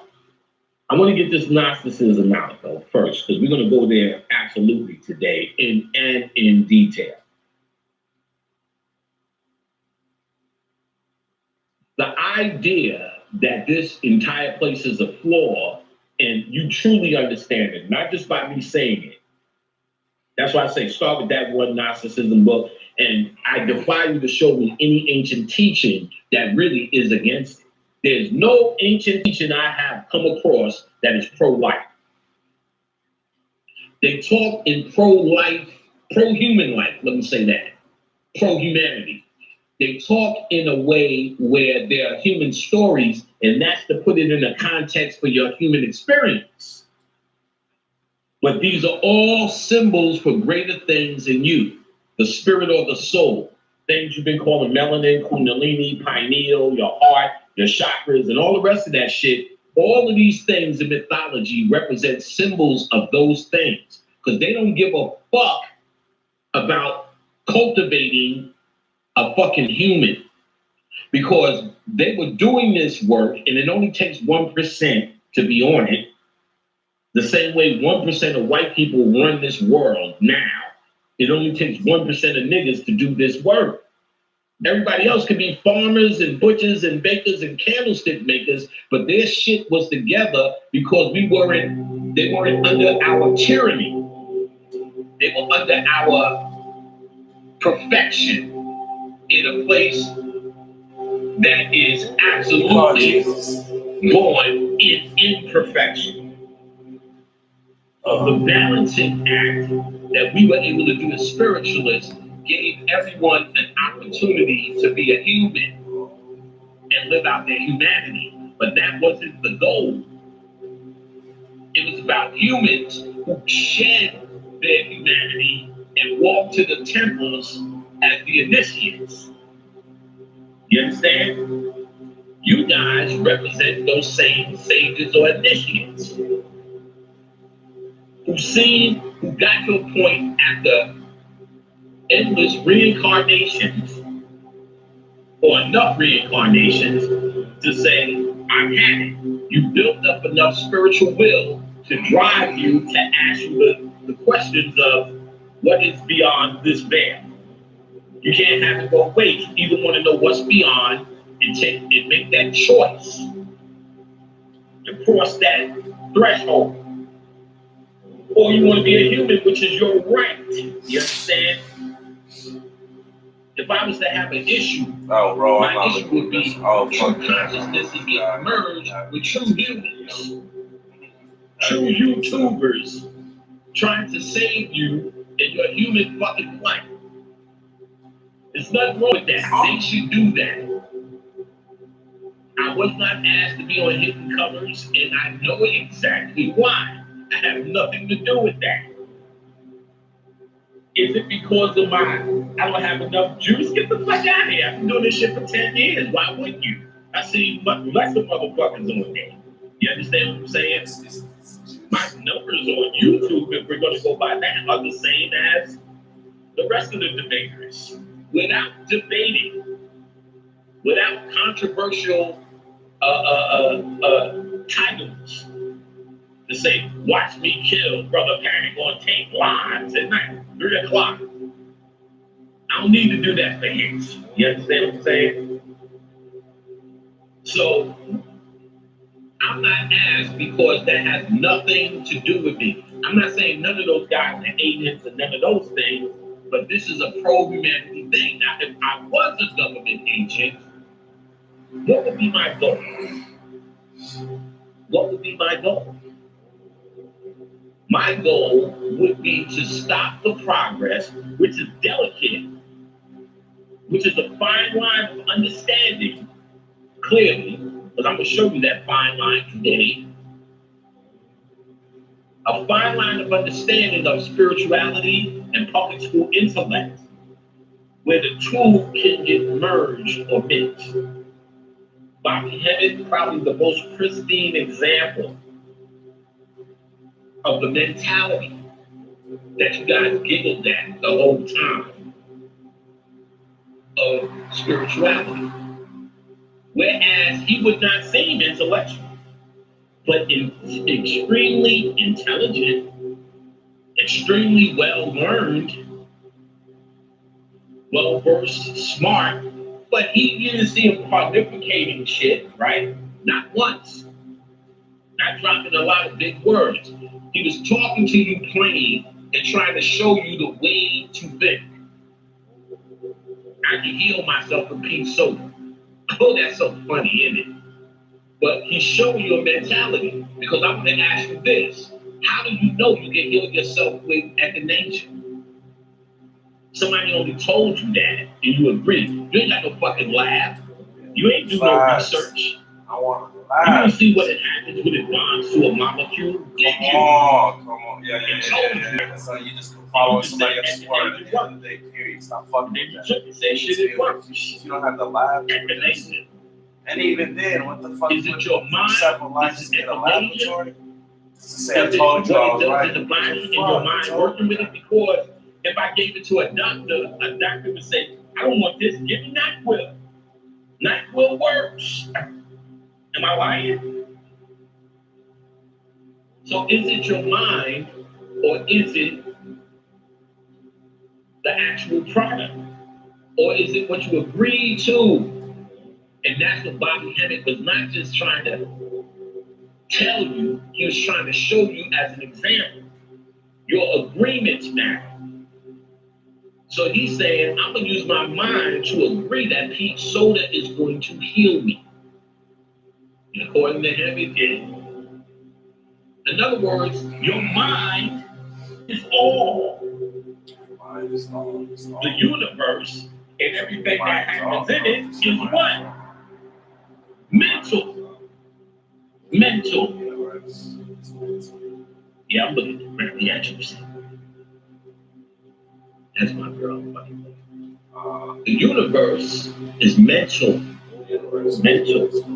That means you can make anything with your mind, nigga, and that's magic. There are different aspects of your mind. I see that now. That you must cultivate. I have an imaginary daughter that has atrophy.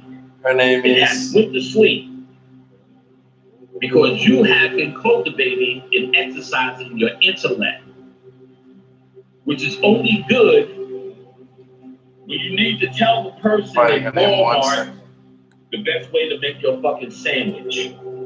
Your sandwich. Put the jelly on one side and then put the peanut butter and then jelly on the other side. You smash that motherfucker together in the diagonal. That's the intellect, nigga. When you eat that jelly sandwich, it's gonna taste like that feeling. It's not intellect. So the intellect may get you to the spiritual, no doubt. But if you're not using this intellect as a tool, as opposed to what you wear on your chest, as who you are. What's the name of the fairy in Zelda? You're not the fairy that will laugh at yourself. Do you remember the fairy's name in Link? Early in the beginning, when I'm joking and doing shit and goofing around, oh, damn this is, no, you're not serious enough. What the fuck does that mean? What are you performing for niggas? This is serious. They don't joke. No, this is fucking. This is what you saying it is. Navi. What's serious? That's just a nigga with a mentality who's trying to show the white man something instead. Got nothing to show that man. I ain't got nothing to show you. I do a video. I'm just be like, Navi's. It is what it is. I'm content cuss too much. In where I am in this shit.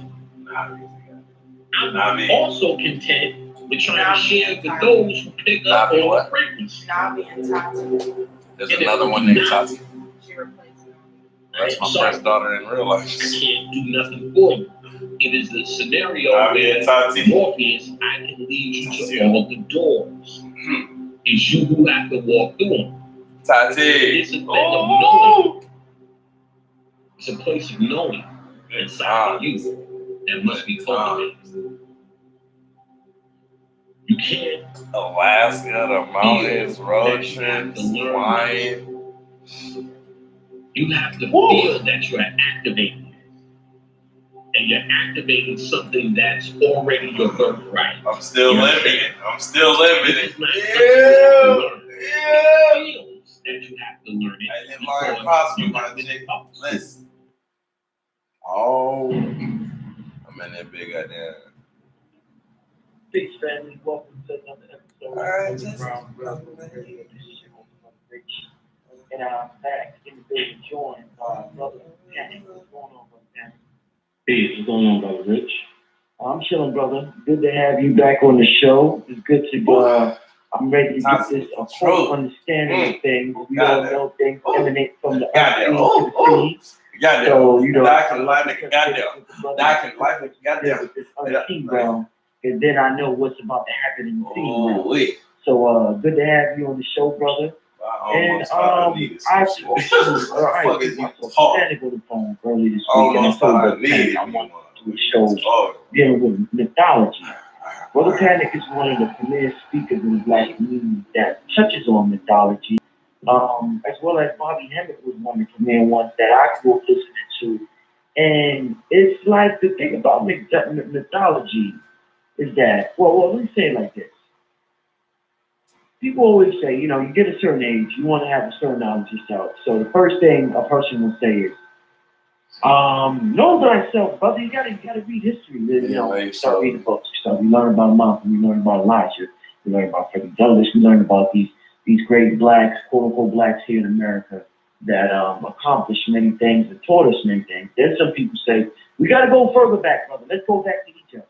We weren't just slaves. So we go back to Egypt. We find out that we were pharaohs, kings, and queens. We had this, we had that. We had dynasties, and we're like, wow, this shit was great. Then some people say, I want to go back even further. There was a time called Atlantis.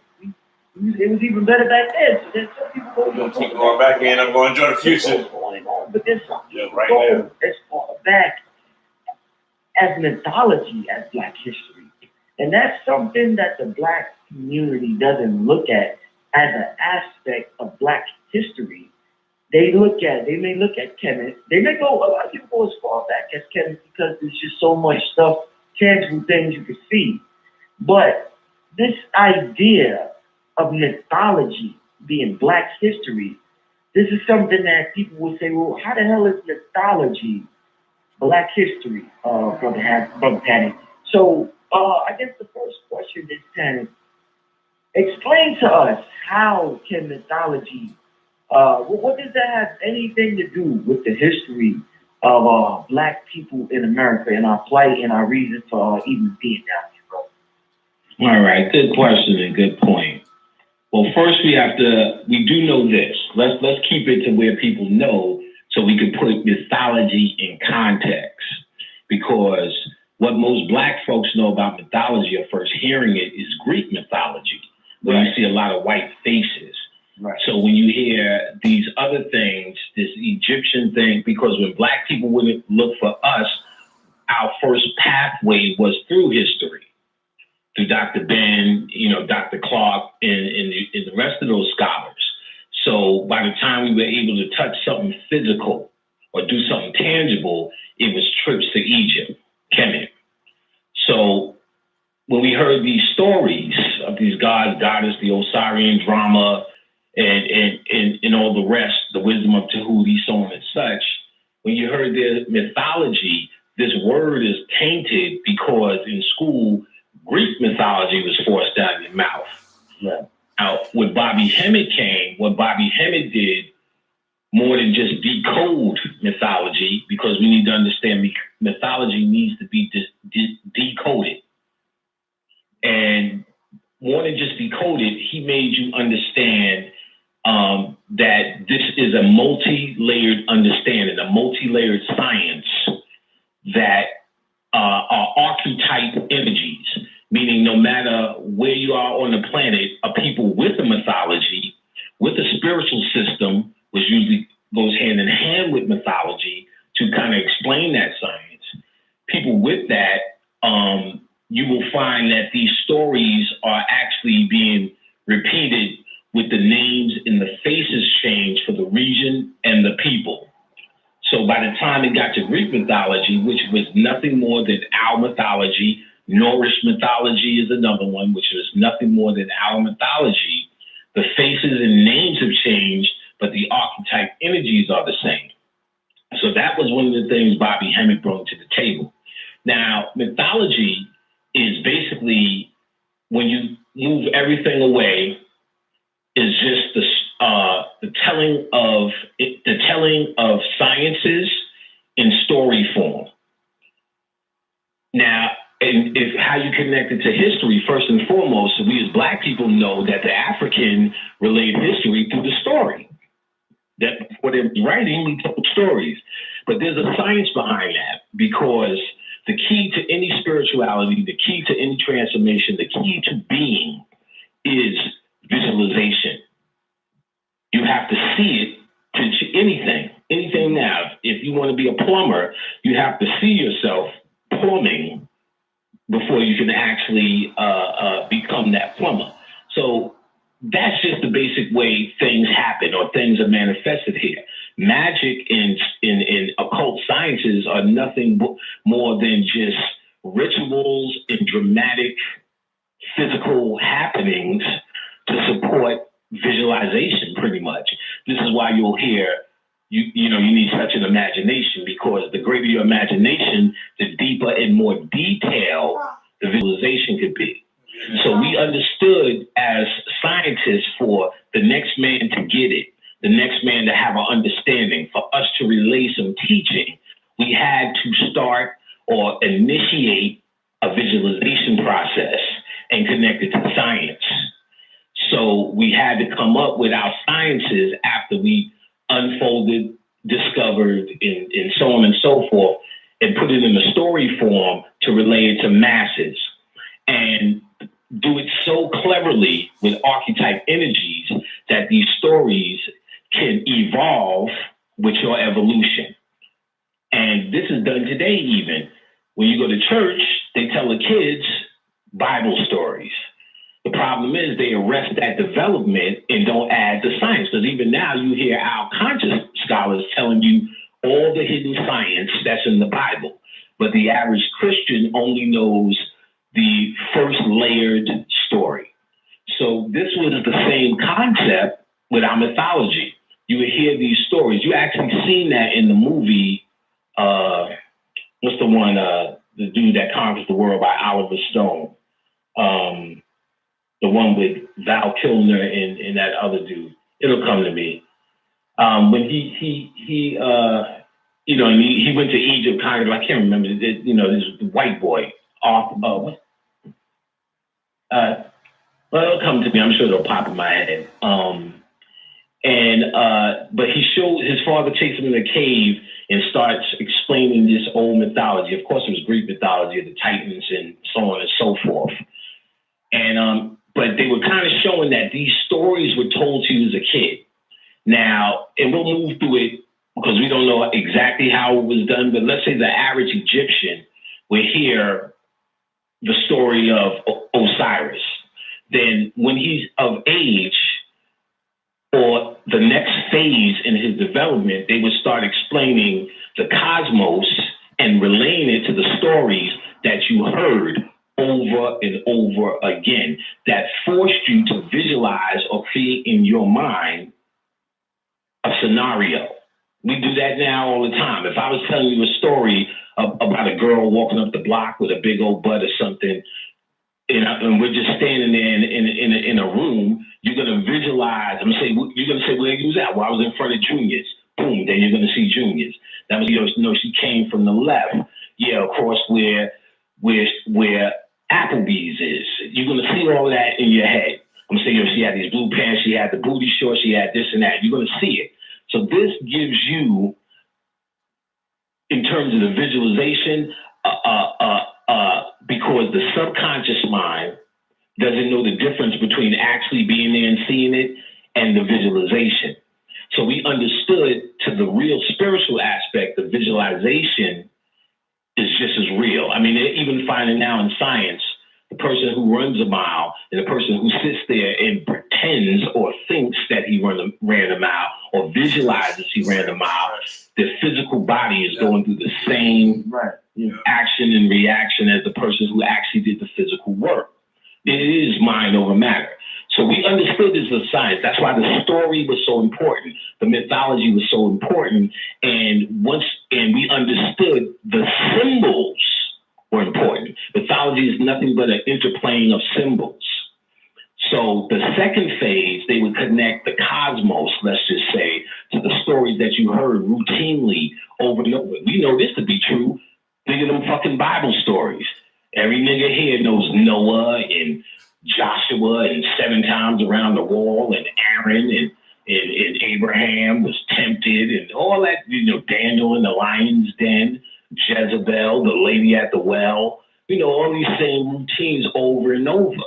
And even when we were told these Bible stories, we visualized fucking Moses parting the Red Sea and all the rest of this shit.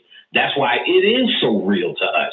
That's why you can ask a grown-ass Christian man, do you think Jonah was in the whale for 3 days?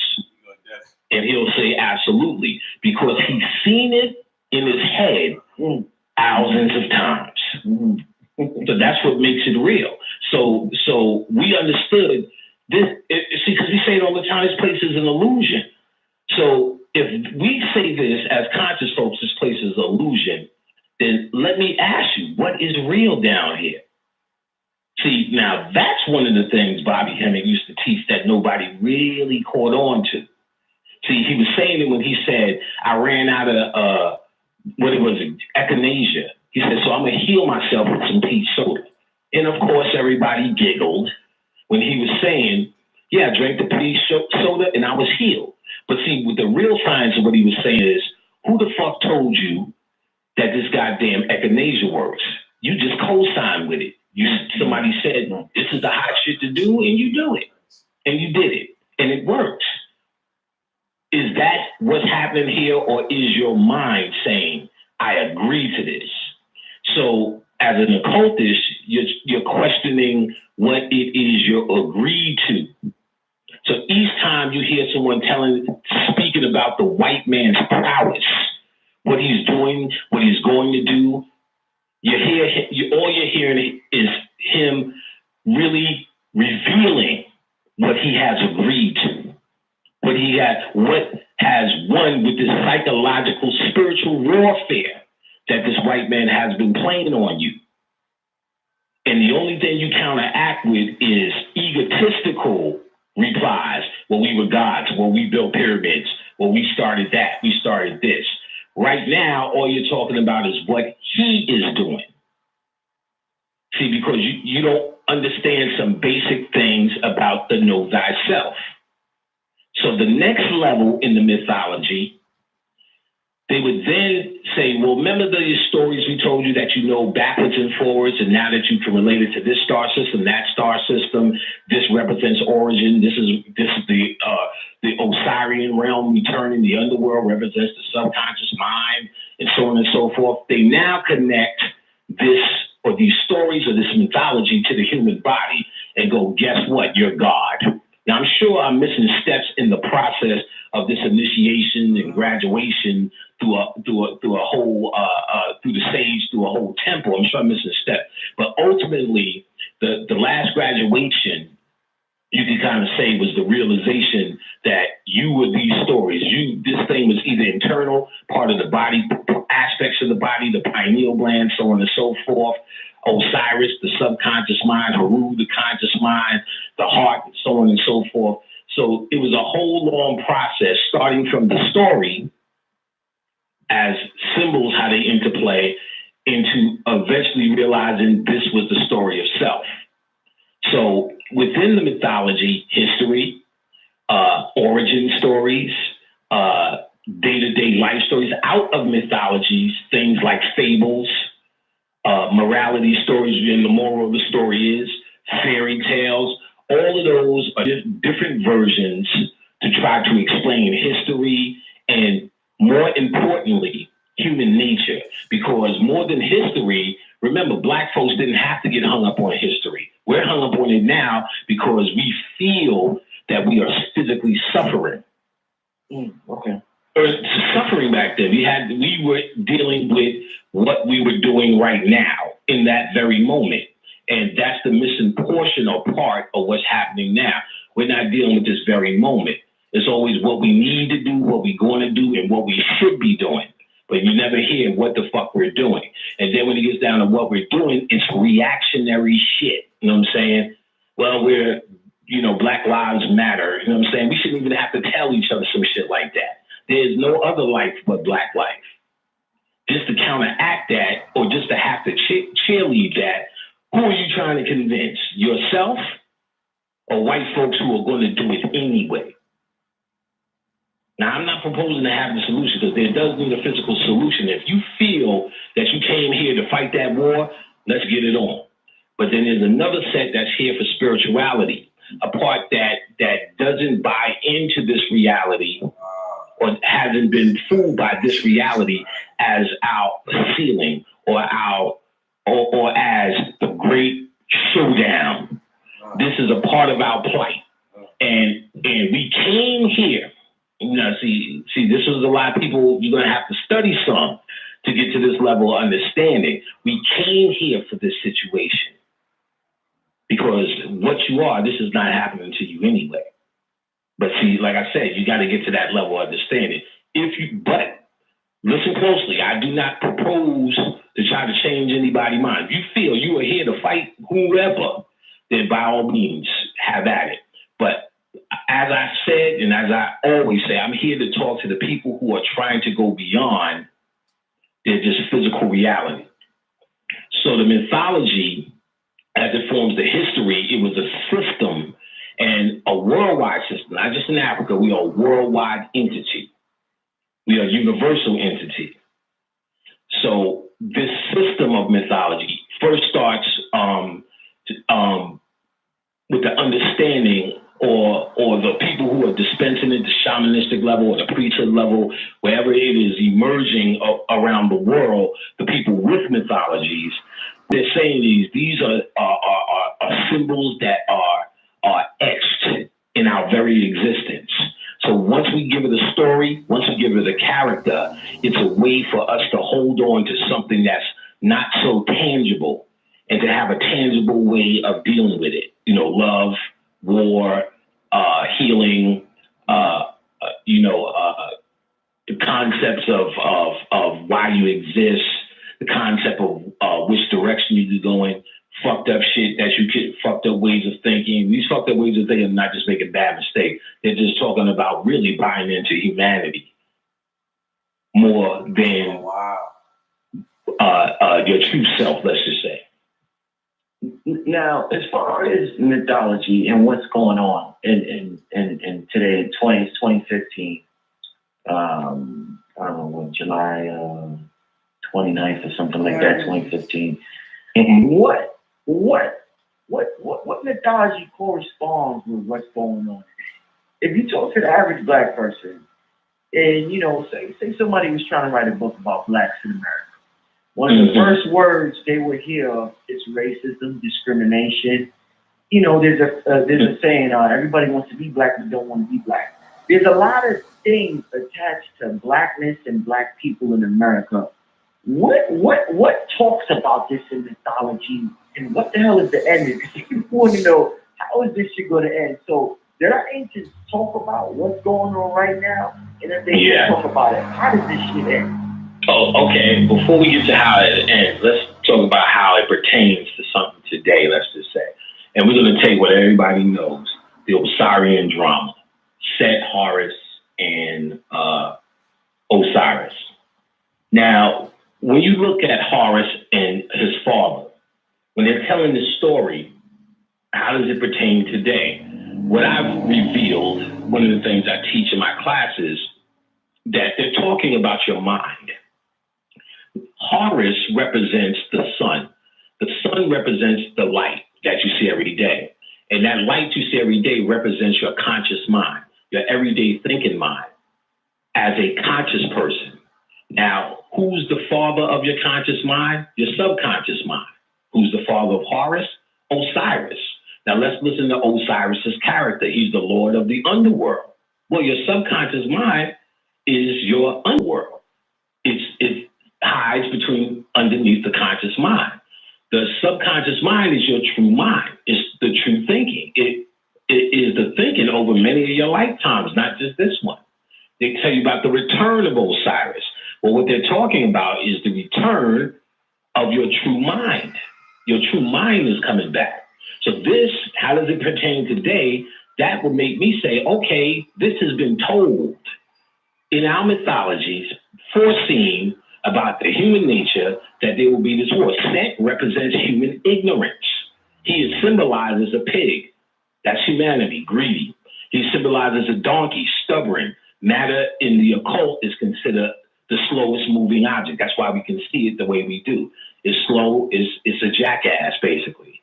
And he's seen as red, the root chakra, which represents the lowest frequency, which is humanity. So we understand him as humanity, and the idea that he wants to take the throne out of greed, which you see in all mythologies, or you can see in a lot of mythologies. The Ramayana, when Sita is captured by Ravana, basically he's seen a beauty, and what they're talking about is taking something that doesn't belong. Soma, the moon god, sees Tara's beauty in Tibetan mythology, takes her, and the entire cosmos comes to rescue her. And in the Ramayana, the same thing. Her husband Ravana amasses an army to fight and rescue Ravana. The story of Hanuman. And this same story is in Greek mythology as Troy, when Helena of Troy gets captured, and this mighty army with the Trojan horse goes in and rescues her. So again, like as I pointed out, these mythologies are told over and over and over as symbols. Now that symbol of this beauty that is captured and stolen and held in captivity by something evil is talking about your soul. So these mythologies is trying to tell you nothing's really changed. The circumstances of Negroes on planet Earth has changed and seems to be modernized. But they were telling you back then, your problem is not just this new phenomenon called white people, chemtrails, or GMO food. That's just a part of the ongoing problems that humanity will always manifest for no other reason than the fact that you're humanity.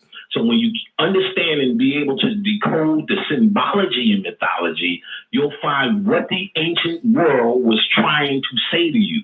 And what they're talking about is bigger than our current situation. And I know it's hard for a lot of folks that, well, you know, this is happening now. We can't eat now. We can't do this.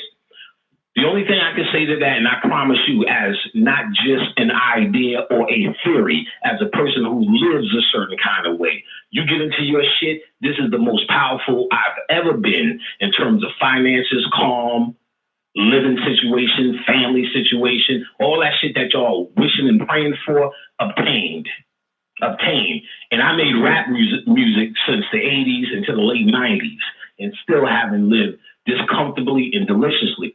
And this is based upon me being in the power system and understanding for no other reason the absolute understanding of my human circumstance, which the ancients was trying to tell you over and over in mythology. How it pertains today is a little bit bigger than how it pertains to our personal situation. They're talking about the bigger picture of the entire situation you're in as a human being. So once you understand Set is consciousness and Osiris is the subconscious, when you hear that your conscious is trying to redeem the Father, is trying to redeem your ancient form of thinking. That's what this is. We all Horus, and there's 35 Horuses on my friends list, 75 Patas on my friends list. So if you all these guys, but you don't understand the symbols, what they do is using this because it's filling up the ego. It's not filling up the heart. You get what I'm saying? There's a book by Judy K. King called The Isis Thesis. Very hard book to read. And because she's a doctor, and what she did was decode over 807 Egyptian hieroglyphs and connect them to the human body. That alone tells you the story. See, while we're playing around saying, oh, I got the same nose as this nigga on the wall, get over that part. You do, because it was you. You get what I'm saying? Done. They're trying to steadily decode the symbology because encoded in the symbology, the priest had understood that's the true language of you. Visualization and pictures. But the first language was that click tone. Shit. That's because, and they'll tell you, any scholar will tell you, that's because we communicated through pineal, which we shot pictures to each other. When we were losing that ability, when you click, even when you hum now, stick your tongue at the roof of your mouth and hum now, you start to move the pineal. You should be doing that in your meditations anyway. That's what Om is doing. A part of the Om is to vibrate the pineal for the sake of visualization. So when we started to fall in this, but the ancient man still knew, even though they were writing language and talking at this point, they still knew your true language, your native tongue, was pictures. So that, number one, that's why they left number of hieroglyphs for you. You get what I'm saying? We've heard all this time, you know, that they have visions. You know, even Dr. Africa talked about it. Others have, but Dr. Africa talked about it. He said they didn't start writing on walls until, I think he said, like the 17th dynasty, something like that. He said they have visions that we would forget it because these people are us, we are them. We reincarnated. He said we would forget it, so they started writing on everything. So if they knew we were going to forget this, how come they didn't leave an economic plan, a plan for chemtrails, diets on the wall? The most niggas got out of these hieroglyphs are yoga. You know what I'm saying? Look, They didn't do that because they understood there was something more important they needed to relay, but even better yet, the way they relayed it was the most important, through symbols. So the stories that were left behind that they're decoding are nothing but symbols. You have to get to learn that language. That's the first thing we deal with in my class. And that leaks over into class 2, because that's the foundation of your true understanding. The understanding the way to attack and approach symbols. In fact, why do you think I decode movies so much? Because that's how all you guys should start to practice. Because every movie, every story is based upon mythology. The elements of mythology, 3 acts. Facts. 3 acts. Always must have a bad guy in the movie, right? That's it. Always must have a hero. That's Horus. Always must be something that you're trying to redeem. That's Osiris. Always must be a beauty. That's Isis. And there always must be a plan to get it done. Tahuti. Always must be a way to get it done. Anubis. It's there. So anybody who's a screenwriter must study mythology. So we say, well, they've got this coded in all this movies. Not because they're sinister, because that's the only thing they know. Because that's the only thing there is in terms of story. In terms of story. This is the story of anything and everything that you will ever accomplish in your life. No matter where you go, what new endeavor in your life, you're going to find a bad guy. Got a new job? Always an asshole over there. You have to go to the store. This asshole in the store did that. You're always going to find a set, in other words. You're always going to put yourself in the place of the hero. Now, I'm saying I was right. I had the right away.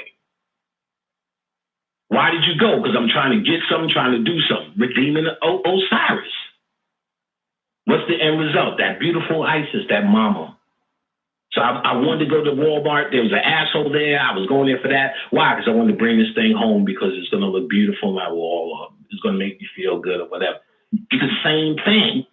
So how does it pertain today? They're going past our particular problem because they didn't. Even I'm sure they probably could have predicted it, but no one cared to predict it because it's just a new day, same old ring around the tub. You get what I'm saying? It's just, this is our Rubik's Cube to solve today.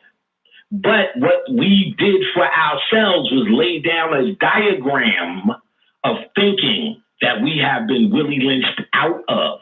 And if you understand this diagram, then you can start patterning your thinking process back to your ancient natural state of your black mind again. And then whatever it is, your avenue of work here, you can solve it with your ancient black mind. Not just because you change your name to Ptah or Mayat. That's not your ancient black mind. That's just a fancy cute name. But the real science is you got to understand what they were thinking. We need to do better than history. We need to start dealing with the motherfucking mystery. Because history, it damn sure had its place. Don't think I'm speaking bad on the historians that came and absolutely saved our black asses to reality. But I guarantee you, each one of them will want to say, now that we got this, now that I've documented this thoroughly, I don't need you to sit around and repeat the shit that I already brung to the motherfucking table. What I need y'all to go is to the next fucking step. So I'm to really make the old scholars of old that you keep exalting, and you should, proud, show them that you are evolving, not flatlining. Because if you're doing it, you're just flatlining. You just repeat what Dr. Ben said. I know what the fuck they said. I can read. You know what, Brother Panic? I want to get your opinion on this, Brother Panic. I think people are scared to a certain extent to evolve. When you get into the metaphysical realm, it almost seems as though you're contradicting the historical realm. So I think a lot of black scholars or black historians or black, whoever's studying, once they get to a certain point and it doesn't agree with a Dr. Ben or a Dr. Clark or or Chink Anta Diop, they really stopped their studies. But me and you talked about this before, and I even heard you talk about this on another show, where we could disagree and be right because it's a multi-dimensional universe we live in. So on your plane of existence, you could be right historically, and I can say the exact opposite thing and be right from my perspective.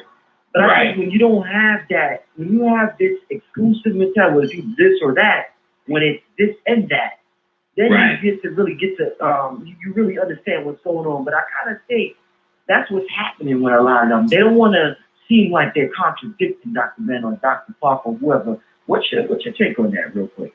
This is nothing but white man's thinking. He's saying that like linear? This is the white man's thinking. He taught you how to think like this. He taught you how to reason like this. He taught you how to logic like this in public school. This is not metaphysics. This is not metaphysics. Metaphysics means what? Beyond the physical, which means you at step one, you should be open to an idea that's beyond physical reality, which means more than just right or wrong. You get what I'm saying? Right. More than just right or wrong. So that's just step one. Look, this thing is about finding light, and you cannot knock away anyone is finding light. What I hear is a bunch of people who are confused, who may have found something that they felt personally in love with, and then it's very hard to let that go. But you were still trained that way by white people. It was called religion. They did this as a science. Beat your ass from Monday to Saturday. Sunday, they let you relax. And it felt good. It felt like you were a man when you went to church. This was done on purpose to make you feel physically, not just logically connected to that, physically, emotionally connected to that. They were programming your chakras with this. So this same programming, per the Willie Lynch prediction, this will last generations to come. The same programming is going on today. You find something because you've been so Bibleized, and for whatever reason, you are aware enough to say, this may be not real, this Bible. And then you find some of our black scholars to tell you the what's what. And they are absolutely right and exact, whatever, you know what I mean? And then you hold on to this philosophy, and it's technically your new religion. So when you hear something that contradicts, when I hear something that contradicts, my questions become, instead of, well, my question becomes, is it working for you? Yes, it's working for me. Good. See you at the top, baby. You know what I'm saying? If you're asking me something, well, Patty, what do you know about what you say? I'm going to say, well, I read this, I studied that, I tried that, and that worked for me. And I only speak on spirituality, spiritual processes. How you approach this people. Well, I'm tradition is the way, and I do this. I can explain in detail why tradition and initiation don't work for you based upon the psyche of the people these initiations were created for, and you don't have the same psyche. If initiation was pulling the gun in your face and you're Theo Huxtable, you've been initiated, because that's something that's going to impact the psyche. And each time you think back and say, there's before and there's an after, because there was before somebody pulled the gun and after. Now I can feel psychologically a certain kind of way as now I'm a priest of Ogun because of this event. So that's what they did in Africa, cut off dick tips and tattoos and burning and all this trauma to impact the psyche. That was the initiation based upon the culture. But now if I'm Tukey Williams' son, the gangbanger, and I have the same uniform initiation because somebody told me this is what I have to do, chances are I already seen the gun. So this creates no psychological impact. Therefore, my psyche doesn't see a before and after. So initiating the what? I don't feel like I'm a priest of Ogun because 30 people put guns in my face before and I wasn't a priest. Okay. So two different minds, two different psyches, initiations by tradition. But there's niggas who argue me down that tradition is the thing to do. My answer to them is, work it out, player. Knock yourself out. You don't have to hold on. My answer to this is, You don't have to hold on. Evolution is the key. That's the thing that separates the metaphysician, the occultist, the alchemist, the true Kemetic nature to the person who's a human. Now, if you want to be human and that's your level, I have no argument with that. I'm not here to raise up any humans. If what I say you can vibrate on the level and you hear something, then let's share. And in my sharing, I try to show people how to not even make me their fucking pastor. The first thing I say in my class to folks is, after this class, I will never want to hear you say, Panic, what should I do? Panic, whatever, this and that. I see you as a peer after you take this class. I'm trying to get you to fuck from breastfeeding off of me, because that was the key. Teachers make teachers. Teachers don't make students. So when you hear someone who's can't let this go, those are the people, if you're a true metaphysician and occultist, you need to let go. Let them have their red velvet cake and grape soda. And it's not that's their level. They're either going to get it in this lifetime or not. So, because we're quick to say, as conscious people, everyone has their path. If we're quick to say that, then let motherfuckers live their path. You know what I'm saying? Let them live their path. I only critique, criticize, and put on the chopping block those who say, I'm a metaphysician, I'm an occultist. And part of my work is to say, well, let's get this standard right. And if you still don't see it that way, by all means, you are free from me. This whole conversation is a free one. You can always turn it off. You get what I'm saying? So, as an occultist, as a metaphysician, when you hear somebody who's on that level, well, no, this one said that, but he said, but I don't know because he taught that, you kind of got to just leave them alone, because they're telling, their spirit is talking to you. Because remember, we listen as occultists, as alchemists, we listen to the front thing of people saying, and then we listen what they really saying, what's coming out their subconscious, out their heart. Yeah. So when they keep saying, no, but this one, they could speak physically, intelligently, and masterful. Because when I hear these niggas, all these niggas speak, they sound like incredible masters. But when I hear what their spirit is saying, I will not go past this point in my alchemy. Mm-hmm. And you know, that's no crime. You know what I'm saying? I'm not mad. I don't roll my eyes at nobody like that. I don't talk to them on a peer to peer for my work, but we can always hang out and get a pizza or whatever it is, or gluten-free, whatever the fuck you like. We can always do that. But for the most part, my work, I try to deal with people who are on a vibration. So all they really just speaking to their vibration, and there's really nothing wrong, because we all came here to do everything that can possibly be done down here, good and bad. So when it's all said and done, and we can say the all said and done, and the reason based upon the Akashic record for the alchemy, the experience, the cosmic experience, we need strippers just as much as we need nurses. Because somebody's got to do that work. And in the end, Akasha is all registered as knowledge. On a physical level, of course, it's going to register, but I don't want my daughter on the pole. I understand the difference, and I don't want my daughter on the pole. That 10% of tithes I pay to humanity is to make sure my kids ain't doing the fucked up shit. You know, you do all of that. You don't walk around with a cape on and a fucking stick hitting a rock and water's supposed to fucking come out as I lead a bunch of niggas across the desert. No, you do what you do physically, but how my life is handled is through my ancient form of thinking. I have an older thinking cap on. And again, when I look at the mythology or deal with the mythologies around the world, what I can see once you're able to get into these symbols and understand the symbols is actually they weren't saying that much. They were all saying the same kind of thing. And everything is how you came down here and that this is a problem and your return. And everything in the return is about your ancient form of thinking.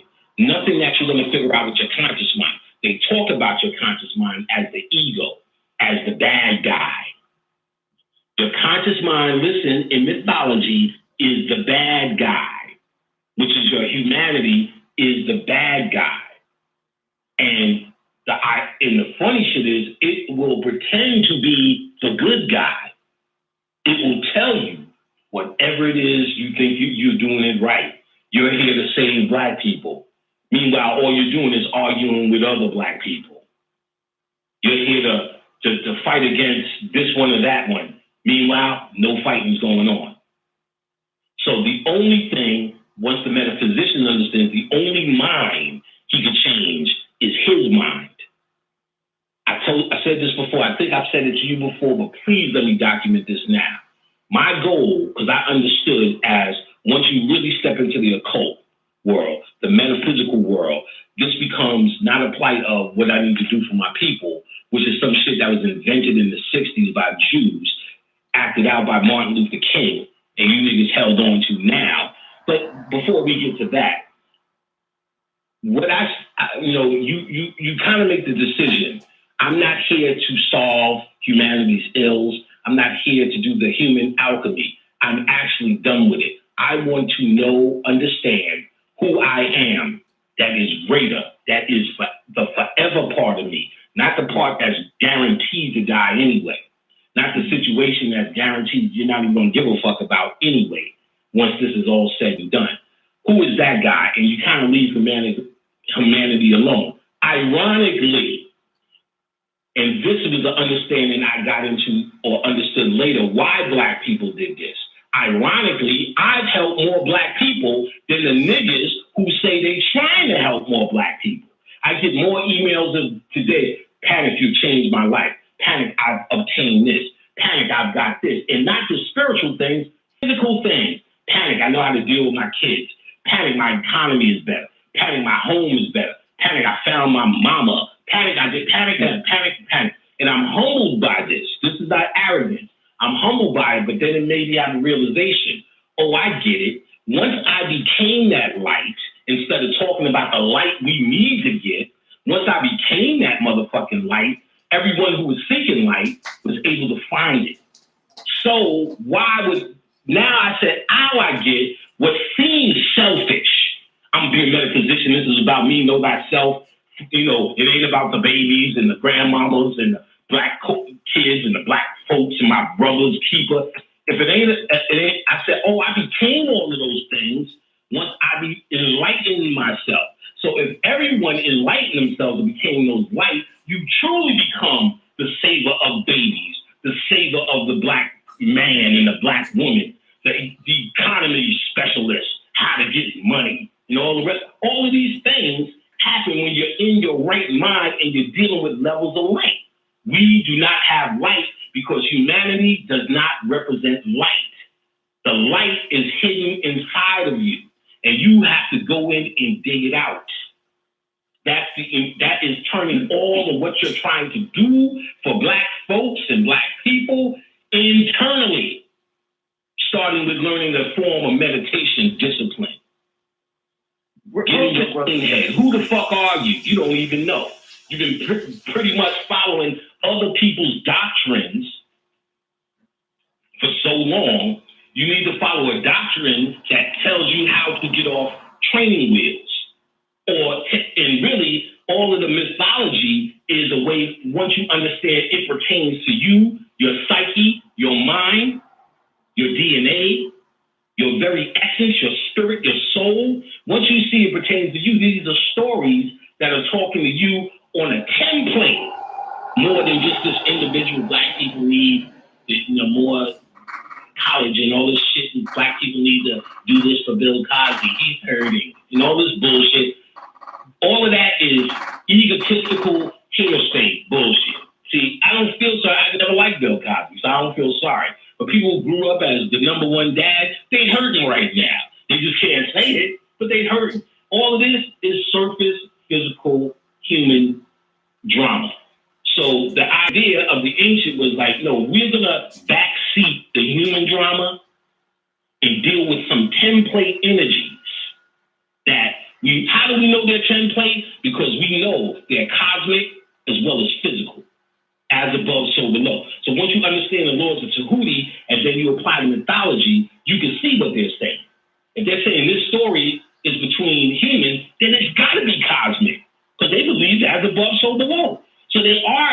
mythology, they're telling you a human story, then they're telling you a cosmic story. Just if you listen to the laws of Tahuti, that niggas like to quote. This shit is cosmic. And this is how star systems interplay. When they're talking about star systems, all they're talking about, this is how light interplays. Your soul is nothing more than stardust or light. Every man, every woman is a star. So you're a light. This is you. So once you understand what they are saying, what they are trying to get at, it's subtle because you can take it physically. But if you can internalize and understand the symbology in where they're talking about this in the body, what you need to do is get some context on psychology. So I read all that Freud shit when I was little. So I started, and I'm not really suggesting that as much. I would just say get familiar with some of Freud. Even better, Carl Jung. So because all those dudes were occultists. They both was occultists, but Freud got famous and he toned it down. Carl Jung still stays in the occult. Carl Jung has Kundalini books. And these were psychiatrists, the premier of their day. And they were going to debate, but Freud backed out from Carl Jung, scared, because Jung would have got in his ass with the occult shit. This study of the mind is based upon occult science, because that's what the black man was doing, studying our own mind. Why? Because the mind is all, and the universe is mental. So there's no other study here but your own mind. There's no other study here but your own mind. I'm not going to sit around and study how white people act and what they do. They're not even of your motherfucking mind. They're not even of your mind. Of course, I keep them in the radar. You know, I live on this planet. My kids live on this planet. You know, I get it. That's not the greatest thing. That's not the greatest thing on my plate. You get what I'm saying? And I tell you, let me repeat it again in case people don't understand. Ironically, when spirituality became the greatest thing on my plate, everything in my humanity has straightened itself out. Everything. This, I promise, to my surprise. Because I thought shit was going to go downhill. You know what I mean? Because you always heard this, you know, you're going to get into that. But, you know, what about this? And what about the car payments? Shit, look. It really just comes down to your ancient way of thinking, and these stories and mythology were trying to show how no matter what time or what will come down the pipe, and they really understood what would come down the pipe because they understood cycles, and time goes in cycles. So they've been and experienced these cycles, even though there was a 9/11 of their time. Maybe you got to the magnitude or maybe even greater. But they understood how people would act and react. None of that has changed. So these mythologies don't change. These mythologies are not outdated and you want some new shit. You're really just on some old shit, but you don't really understand some old shit. You just thinking some new shit. Okay. And people's thinking. Linear. We thought it was cyclical. Shit went over and over and over again. Right. These mythologies, they incorporated that shit would be going in circles. So that's how it would always apply, as opposed to, well, this shit is outdated. You know, how does that have? It's because you're using a white man's logic to try to figure it out. Right. If you use a black man's, because remember I told you, basic understanding was, we know Africans, we love to say that. We told that in history and story form. Yes, we did. And we told a bunch of ideas in story form. And that was mythology. We told it in story form because, like I said, it forces you to use your own mind. As opposed to a movie now with Harry Potter, which they give you the whole entire visualization. And what visualizations do they give you in all movies? Them in power. Them as the hero. So but I told you, movies are nothing but mythology. And in that mythology, they're now taking what would have been just a verbal story where you would visualize, and now they're putting their faces there. They always winning. You're always dead. Your black girl is always Willie lynched. I don't need no man, independent woman. Willie Lynch one-on-one. Black man, feminize. Take the mind, use the body. Put that nigga in a dress constantly. Take days, just put on a dress. Yet another. Got a laundry list. I got a whole chapter, 109 pages of niggas in dresses, showing their ass, simulated jail sex in movies, or kissing another nigga, or just kowtowing. Every single black actor, and I had to cut the shit. I had to cut some niggas out. And I thought I was going to find maybe 10 niggas, 10, 20 niggas. Found over 109 pages of motherfuckers. Every single black man acting.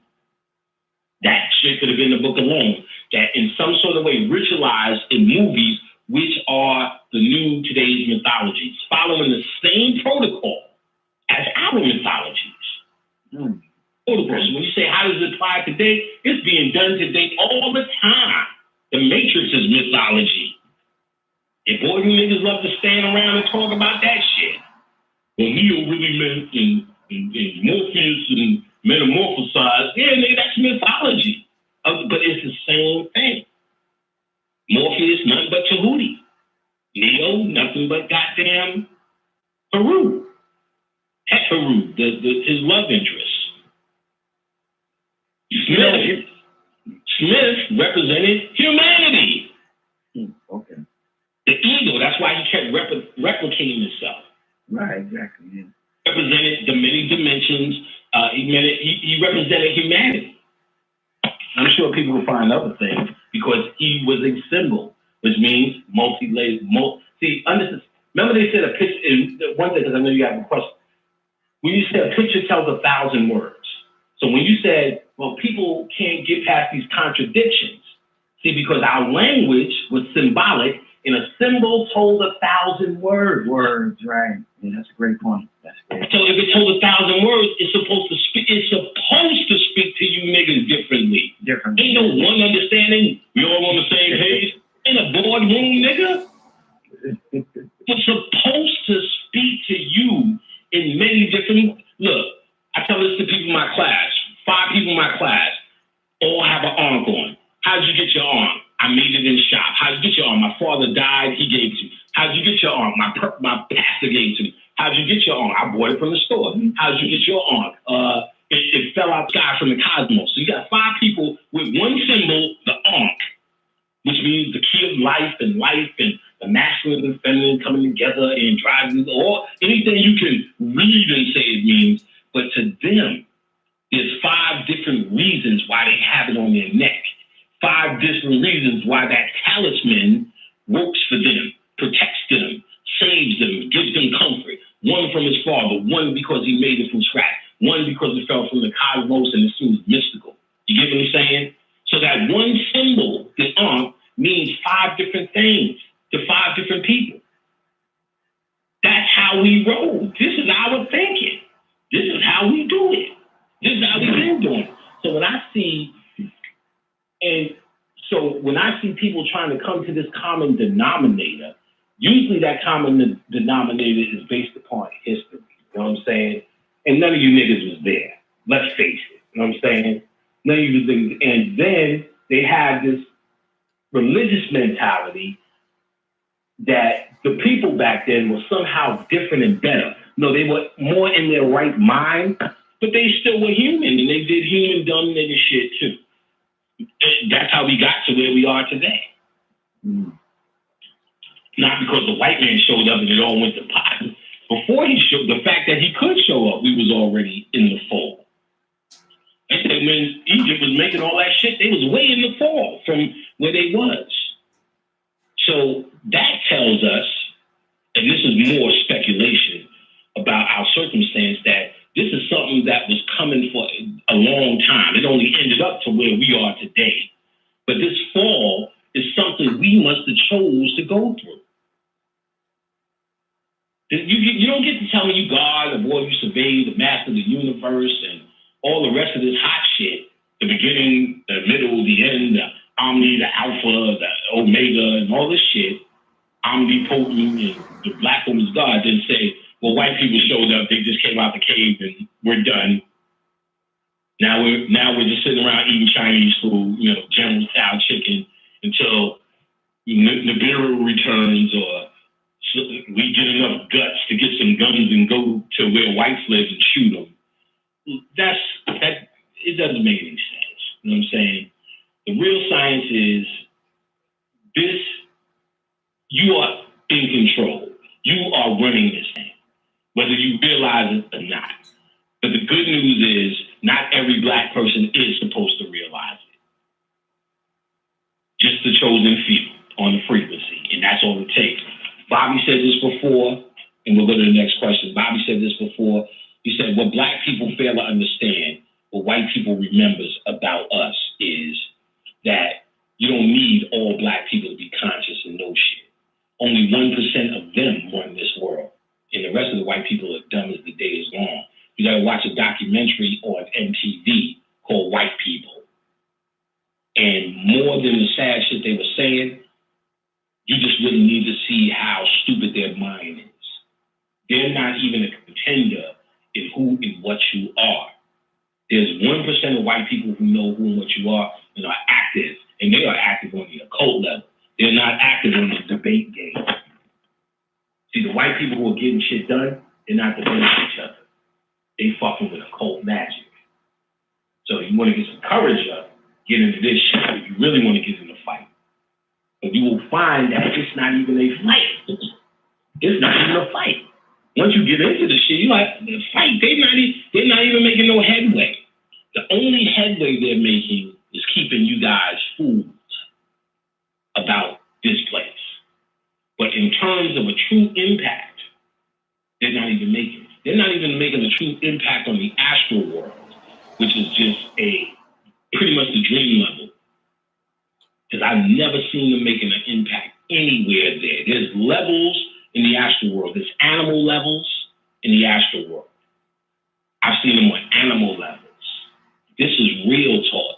I mean, so beyond theories, in my spiritual work, which we haven't gotten into, I know exactly who and what they're actually doing.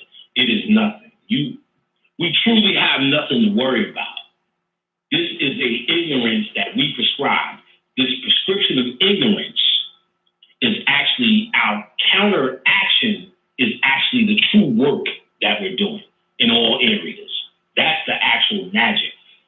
You've heard this statement, it's not the destination, it's the path. Well, we wouldn't have a path to work if we didn't have such a shit show down here. You know what I'm saying? So this shit show is actually by our design. But where it matters, who we are, half of us ain't even, our souls ain't even down here. These are half of these niggas, we avatars. Only a few who's truly fallen, whose life or soul is actually on this fucking planet. We are so golden. I couldn't even explain this in human words because people are so bogged down in the minutia of their human drama, their day-to-day Chinese food, eating asses and GMOs feared, so boggled down that the idea of something in the way of light, of true light, they don't even know how to accept it about themselves. Their self-esteem is so fucking low. So fucking low.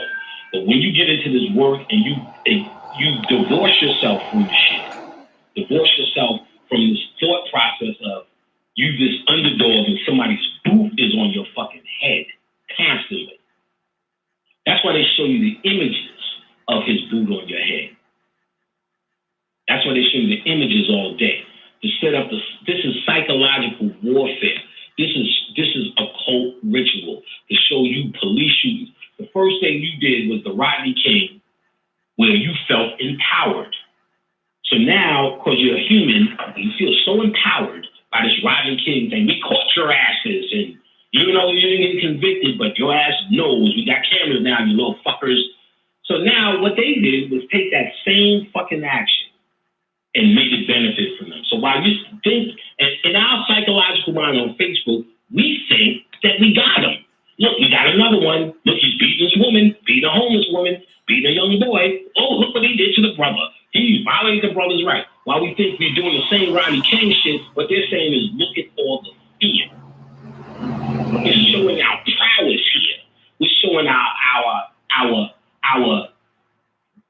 Just quite simply, without getting into this excitedly, the name of the game is fear. And I don't care how mad you get, you niggas know you scared of what you're saying. And your purpose, because you're so scared, you're the ones who's now generating these fucking videos between each other. Look, there's another white man destroying our brother. There's another white man doing what he does, shooting niggas for nothing. No, that's showing their power. The videos I pass around is the one where niggas be fighting back and all that shit. This show, look, they're doing this for a purpose. There's a purpose here. There's a purpose. They have to show their prowess over you in every situation. And the beauty of it is, they understand if you think in the inferior way that they think, no matter what plan you come up with, no matter what science, no matter what you use, you will never win. What they do not want is for you to change the format in which you think, which is your ancient mind. And the methodology is there. It's not hard. I teach it to everyone who takes my class. It is not hard. It is the foundation of conscious, subconscious, and unconscious thinking. Unconscious collect, knowing the difference between the three, knowing the language of your subconscious mind, which creates your reality, which is through symbol, trauma, and repetition. You have been watching trauma through police beatings, which means it is a programming. Listen again. Your subconscious mind dictates your reality. It learns through symbols, trauma, repetition. The trauma of police beatings is programming, just by its sheer being. Trauma, we did it in Africa. That's what I told you was the cutting off the penis, these rites of passage, hunting rights, and all. And that form of trauma was to set up the psyche for that day. And then as you find out what next level, based upon you going through this particular trauma, the tattoo, the burning, that these very painful processes, cutting shit off on your body. This is how the psyche was impacted. We understand that. We see our moms, something happening to our moms. Look, you get attacked by a dog, you can have a fear dog. No matter what your conscious mind says. And I told you, going to a psychiatrist is the same science. Because you go to a psychiatrist and say, hey, doc, I don't know what it is. And I like to wear diapers, and it turns me the fuck on. So you are conscious of this. This is how nothing your conscious mind is. When I hear most of our black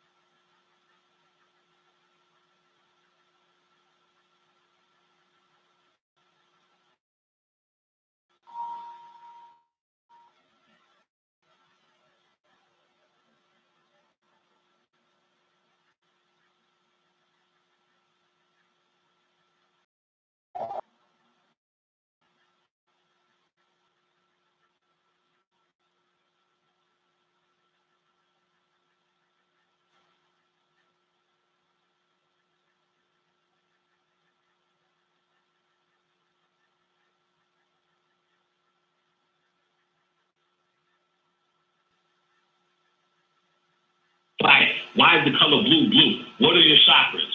So you're saying why. But then, as a true occultist, you're supposed to be saying why for me, not why for the entire black fucking race. Because you can't control that. That's why we're doing nothing but arguing with each other constantly. Because it's something that could never be controlled. You can control. It's your own. And that's where you're working. So what you went to a psychiatrist to figure out what your problem is what occultist terms on the inside to find out who you are, to know thyself. To find out this, and what you find is either one or two things going to happen. You go, oh, okay, boom, the light bulb came on. Now I remember this shit. She used to change my diaper, and I was horny as a motherfucker, to the point where it created some fetish in my subconscious mind. One or two things. If I like the fetish, I can keep it popping. If I don't like it, I now have the root cause and the ability to change it. So we need to get down to the root cause of our personal thinking. How was your mama to you, which set up your entire mind system as God? She is God.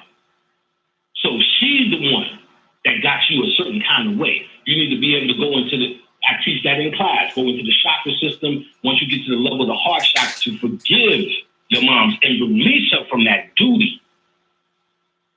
Because most motherfuckers still hate their moms. They pretend they like her, because it's the obvious, their mama, mama, mama. And even if she was the loving and the greatest mom on the planet, you have to kind of release that as well. Because everyone has human flaws. So you have to release that, because right now you're dealing with the great mother and the great father energy. And your mother and father on the planet are representations of that. So you have to relieve them from that job so you can go with true understanding of God and Goddess, the divine masculine, the divine feminine, you unscathed, without bringing any human grief into the process. And that comes by releasing yourself, releasing it in the heart chakra. It becomes becoming your own psychiatrist, which is actually a dumb way to say it, because the psychiatrist is nothing more than just the dumbed down occultist. But the true occultist is doing what psychiatry does for self. And first thing is about releasing your humanity. Then you start to build up your true power, your true understanding. And that true understanding is derived from knowing, not derived from thinking or speculating or saying.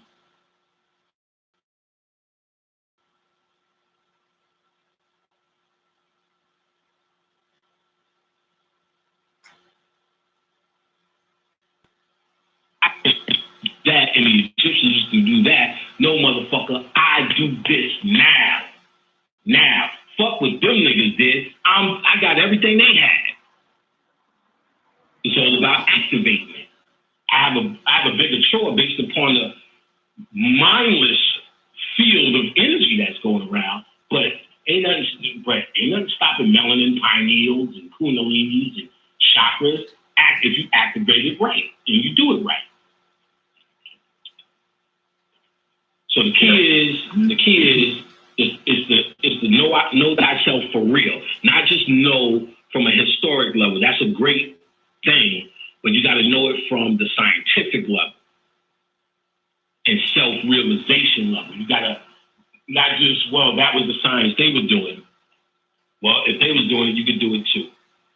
To have your own realization, and that realization that you have will be updated for today's science. See, I can't come out here talking no Run DMC shit. That shit happened fucking 30 years ago. They talk some fucking Meek Mills or Lil Wayne shit if you're talking to that crowd. Because if I come out there talking about some Curtis Blow shit, and this is the way we go. So look at me like that shit ain't working.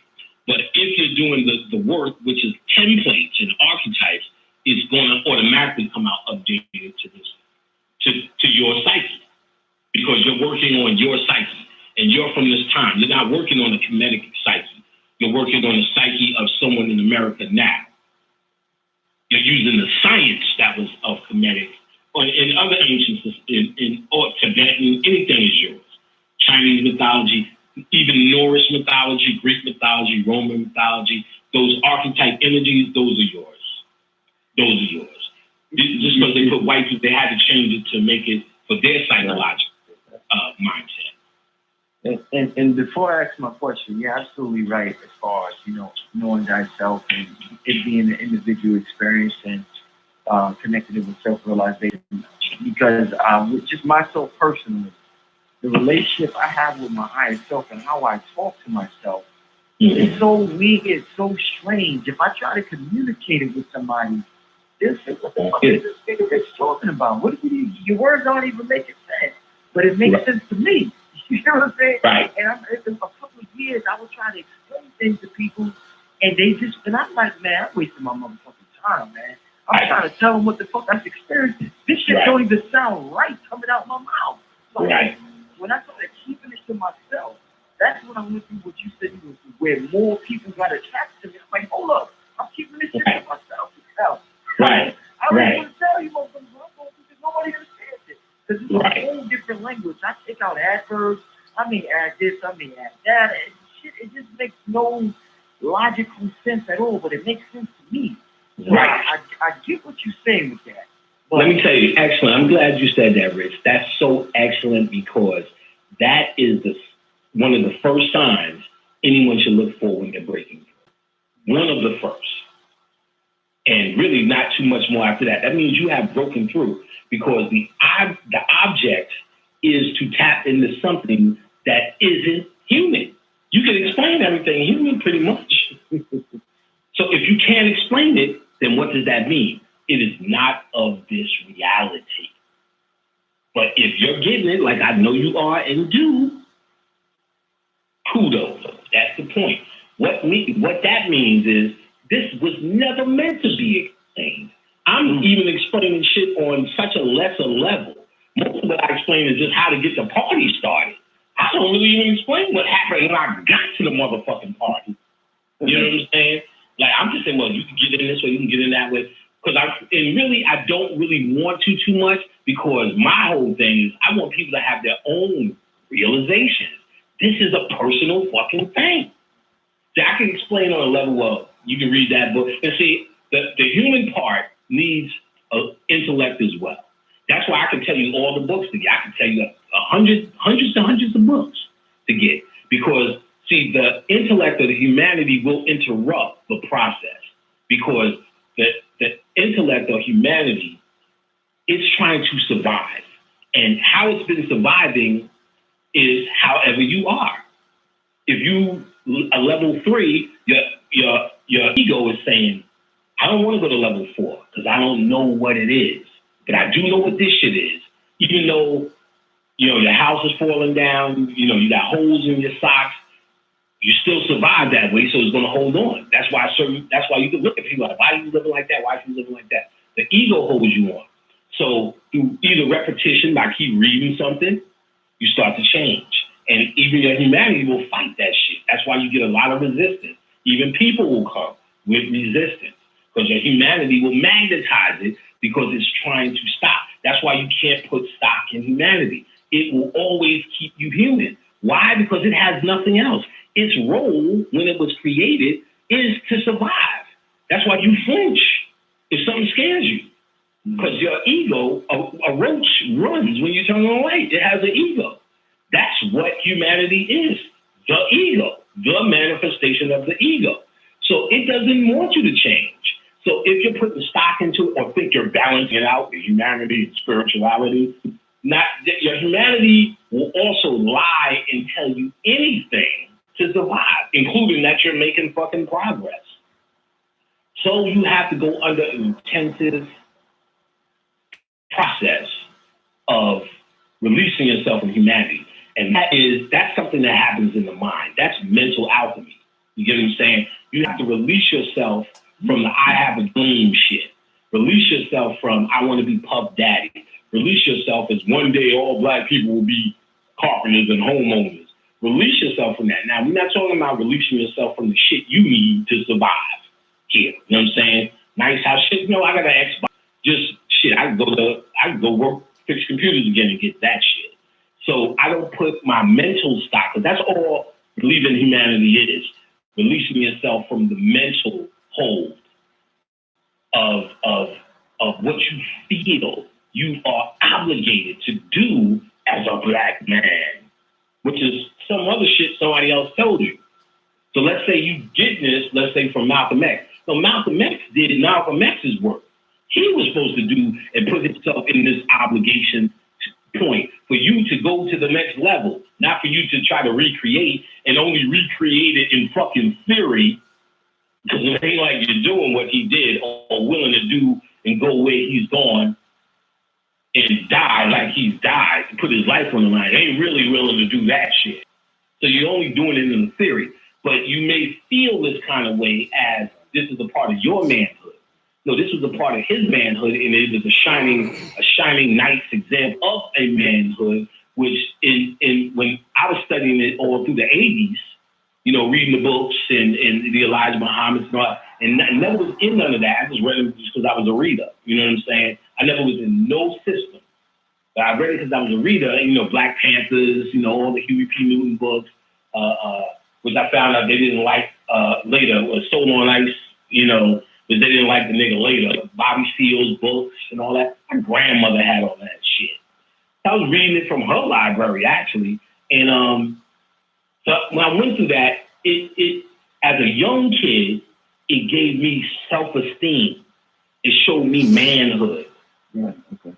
You know what I'm saying? And I think that's what that is. That's what that was needed back then. But now you have motherfuckers who are grown and should be past that, still trying to pull their manhood off that next man's back. Not trying to say, he brought us to a plateau, and it's up to me to move to the next plateau. This is called evolution. They're trying to recreate some shit that already fucking happened. And even most conscious folks, even after you get past the physical guy, are still trying to recreate a Shangri-La on planet Earth that we haven't. We were here for millions of years. We already had a chicken in every pot, a coconut on every tree. We're not trying to create this black utopia down here. If people really understand the spiritual aspect of what we're doing, our next stop is our next level. We're trying to go beyond this place. We've been here so long, we are crazy. But it's no longer time to reclaim the earth. That is petty. When you're the master of all, you're a master of all the fucking worlds. Those that are not even created yet, of all times, and you want to claim just the earth, you already have that claim. There's pyramids and goddamn monuments all over this planet, the whole fucking grid line all around this world that says, this is your shit. So you don't have to try to reclaim what's already yours. Think about that shit. Somebody moves in your house and you standing outside selling old shea butter and African shit, trying to say, one day I'm gonna move back in my own fucking house. Nah, this is yours. You have to mentally understand what the house is first and foremost. And that is, this planet is already yours. If you have the psychological mentality, they tell you all them fucking dummies. What's some dummies that be on Oprah? That motherfucker. Wayne Chen. No, Wayne died. Not Wayne Chen. Oh, Wayne died. My fault. Yeah. Oh, wow. Yeah, Wayne died. And then Wayne, Wayne is my soul brother number one. I'm sorry, Wayne Chen. Yeah, I know you because I would have said, I know you hear Wayne and you think about brother. Yeah, but Wayne Dyer and Deepak Chopra, they're telling when people have a perspective of you want to see this world as peace, then it's peace. Niggas didn't get this shit, and I caught this shit. There's a documentary, some white boy who wrote a book, Aliens and Governments and Aliens, or that's on Netflix. Don't ask, get me the line. But he found they created some invention where it runs these numbers randomly. And while it's running the numbers randomly, they have the person sit there and think of the number. And it's running really fast. So when they slow it down and they give the series of numbers people are supposed to think about, what they found on these boxes was the numbers that people were thinking about showed up more on the boxes. Then they said people who weren't in the same room who were told to do the experiment, those same numbers did pop up on the boxes. They said, well, does the box have consciousness?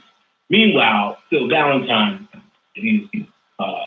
electronics do have consciousness. He talked about first order, second order, and third order beings. So I goes to the Dalai Lama, and he's at the Dalai Lama, and he's like, Mr. Dalai Lama, does the box have consciousness? The Dalai Lama said these words to them. First of all, I'd have kicked him in his fucking ass if he said it to me, because I know they don't understand what he was talking about. And he said, if you wanted to have consciousness, it has consciousness. And the dude's like, walked down the hill, just as stupid as he was when he walked up. Now, I understood what he was saying based upon the culture. What he was saying and what black people is the gist of what we're talking about. Anything is real. Your mind makes it real. They told you that in the Matrix. Your mind makes it real. So any argument, you will always be able to prove it, put it up in lights, slideshows, all sorts of shit. You will be able to do it. Your mind made it real. That's why the other person has just as many fucking impressive slides as you, because his mind made it real. So when the Dalai Lama said, if you wanted to be conscious, guess what? It's conscious. He was trying to tell you, your mind is all. And if your mind says this is what it is, and that's what Bobby Hemmett has been talking about for years when he said the shit with the peach soda versus the echinacea. If you make it the healing thing, then it is. Because it's your mind that is what you need to get in control of, not the black race, the black babies, the black mamas, black economics. Those are side effects of when your mind is fucking right. And that comes from your science. It doesn't from you just having pride. Egyptians were black. So let me ask you, Tyler Perry's black. You don't seem proud about that shit. Real quick, Brother Family. With that being said, you know, what happened, Tree? And say I'm sleeping with my girl that night, and I have a dream. I had a dream she cheated on me. I wake up, baby, you cheated on me, you fucking bitch. How could you cheat on me? Nigga, what are you talking about? It was a dream. Nigga, like, what the fuck is wrong? Oh yeah, baby, my fault. It was a dream. My question is life similar to a dream where, because we're always trying to change somebody or something. We want this person to be better. We want that person, my mama or my girlfriend. Our sister wants a boyfriend, or this person or that person. Is that person that we that person in the dream, and just like it's not. It's just a version we created in our mind. Whereas when we die from this dream, which we call up, and I mean, you, brother Panic, man, I had a dream. Oh man, you did this. You did this. I was never down there. That was your version of me down there. Is it the same way in life as it is in that dream? Good question. First thing is, I'll address when you said, like, you know, we have a version of in our minds of like how my mom should be, my girl should be. I'm saying, no, I think I want to strip. She's not my girl no more. Because that's all a part of the ego. The ego, as I pointed out, needs to survive. So it survives based upon its idea of how people are supposed to fit into your idea, basically. So you kind of that person who doesn't like to be challenged. She always comes home at 3 o'clock, but now she's at home at 4 and you raise an eyebrow. If you don't like to be challenged, you don't like to break this routine, this is a sure tell sign of you deep in your humanity still. Because the name for that, which they teach in the occult and even in just regular metaphysical science, is called unconditional love. That's when you truly open up the heart chakra. And Bobby did that whole lecture pretty much about that. That, see, with me and my girl now, I have no conditions. Because if I'm going to sit here and talk about, I'm all about this evolution, how can she not evolve as well? You get what I'm saying? How can I step in her path of evolution? So the idea of you need to be this, like, and it's so off-putting to her when we first got together. Like, she'll be like, well, I'm going to go to movies with my friends. And she just kept calling, you know, well, we're at the movies now. We're here now. I'm like, leave me the fuck alone. Like, why the fuck you keep calling? And she's not used to a man that's saying, just be free. You know what I'm saying? And the 70s, and they highlighted some things that happened in the 70s. And one of the things was where was the feminist movement back then? The idea is when this was coming on strong, they going at Hugh Hefner and all this shit that was popping the Playboy. And, you know, one of the things that was like, now you start seeing women playing football, boxing, we're moving on. I said, wait a minute. And then they're shitting on, you know, staying at home, holding the house down, and all this kind of shit. So I started to realize and understand. I said, oh, it feels like that shit is government shit. You know? So I didn't really pay too much attention. You know, I heard it and it was what it was. But when I started seeing more and more, I said, oh, I totally get what he's saying now. The idea is for them to become the ultimate feminine entity. And that's for you to be the absolute ultimate man. Because he was saying, you take all the stress. So you tell you yourself, we changed the whole game by not because I'm just a wonderful, in my mind, in my ego, I'll tell you, I am a wonderful guy.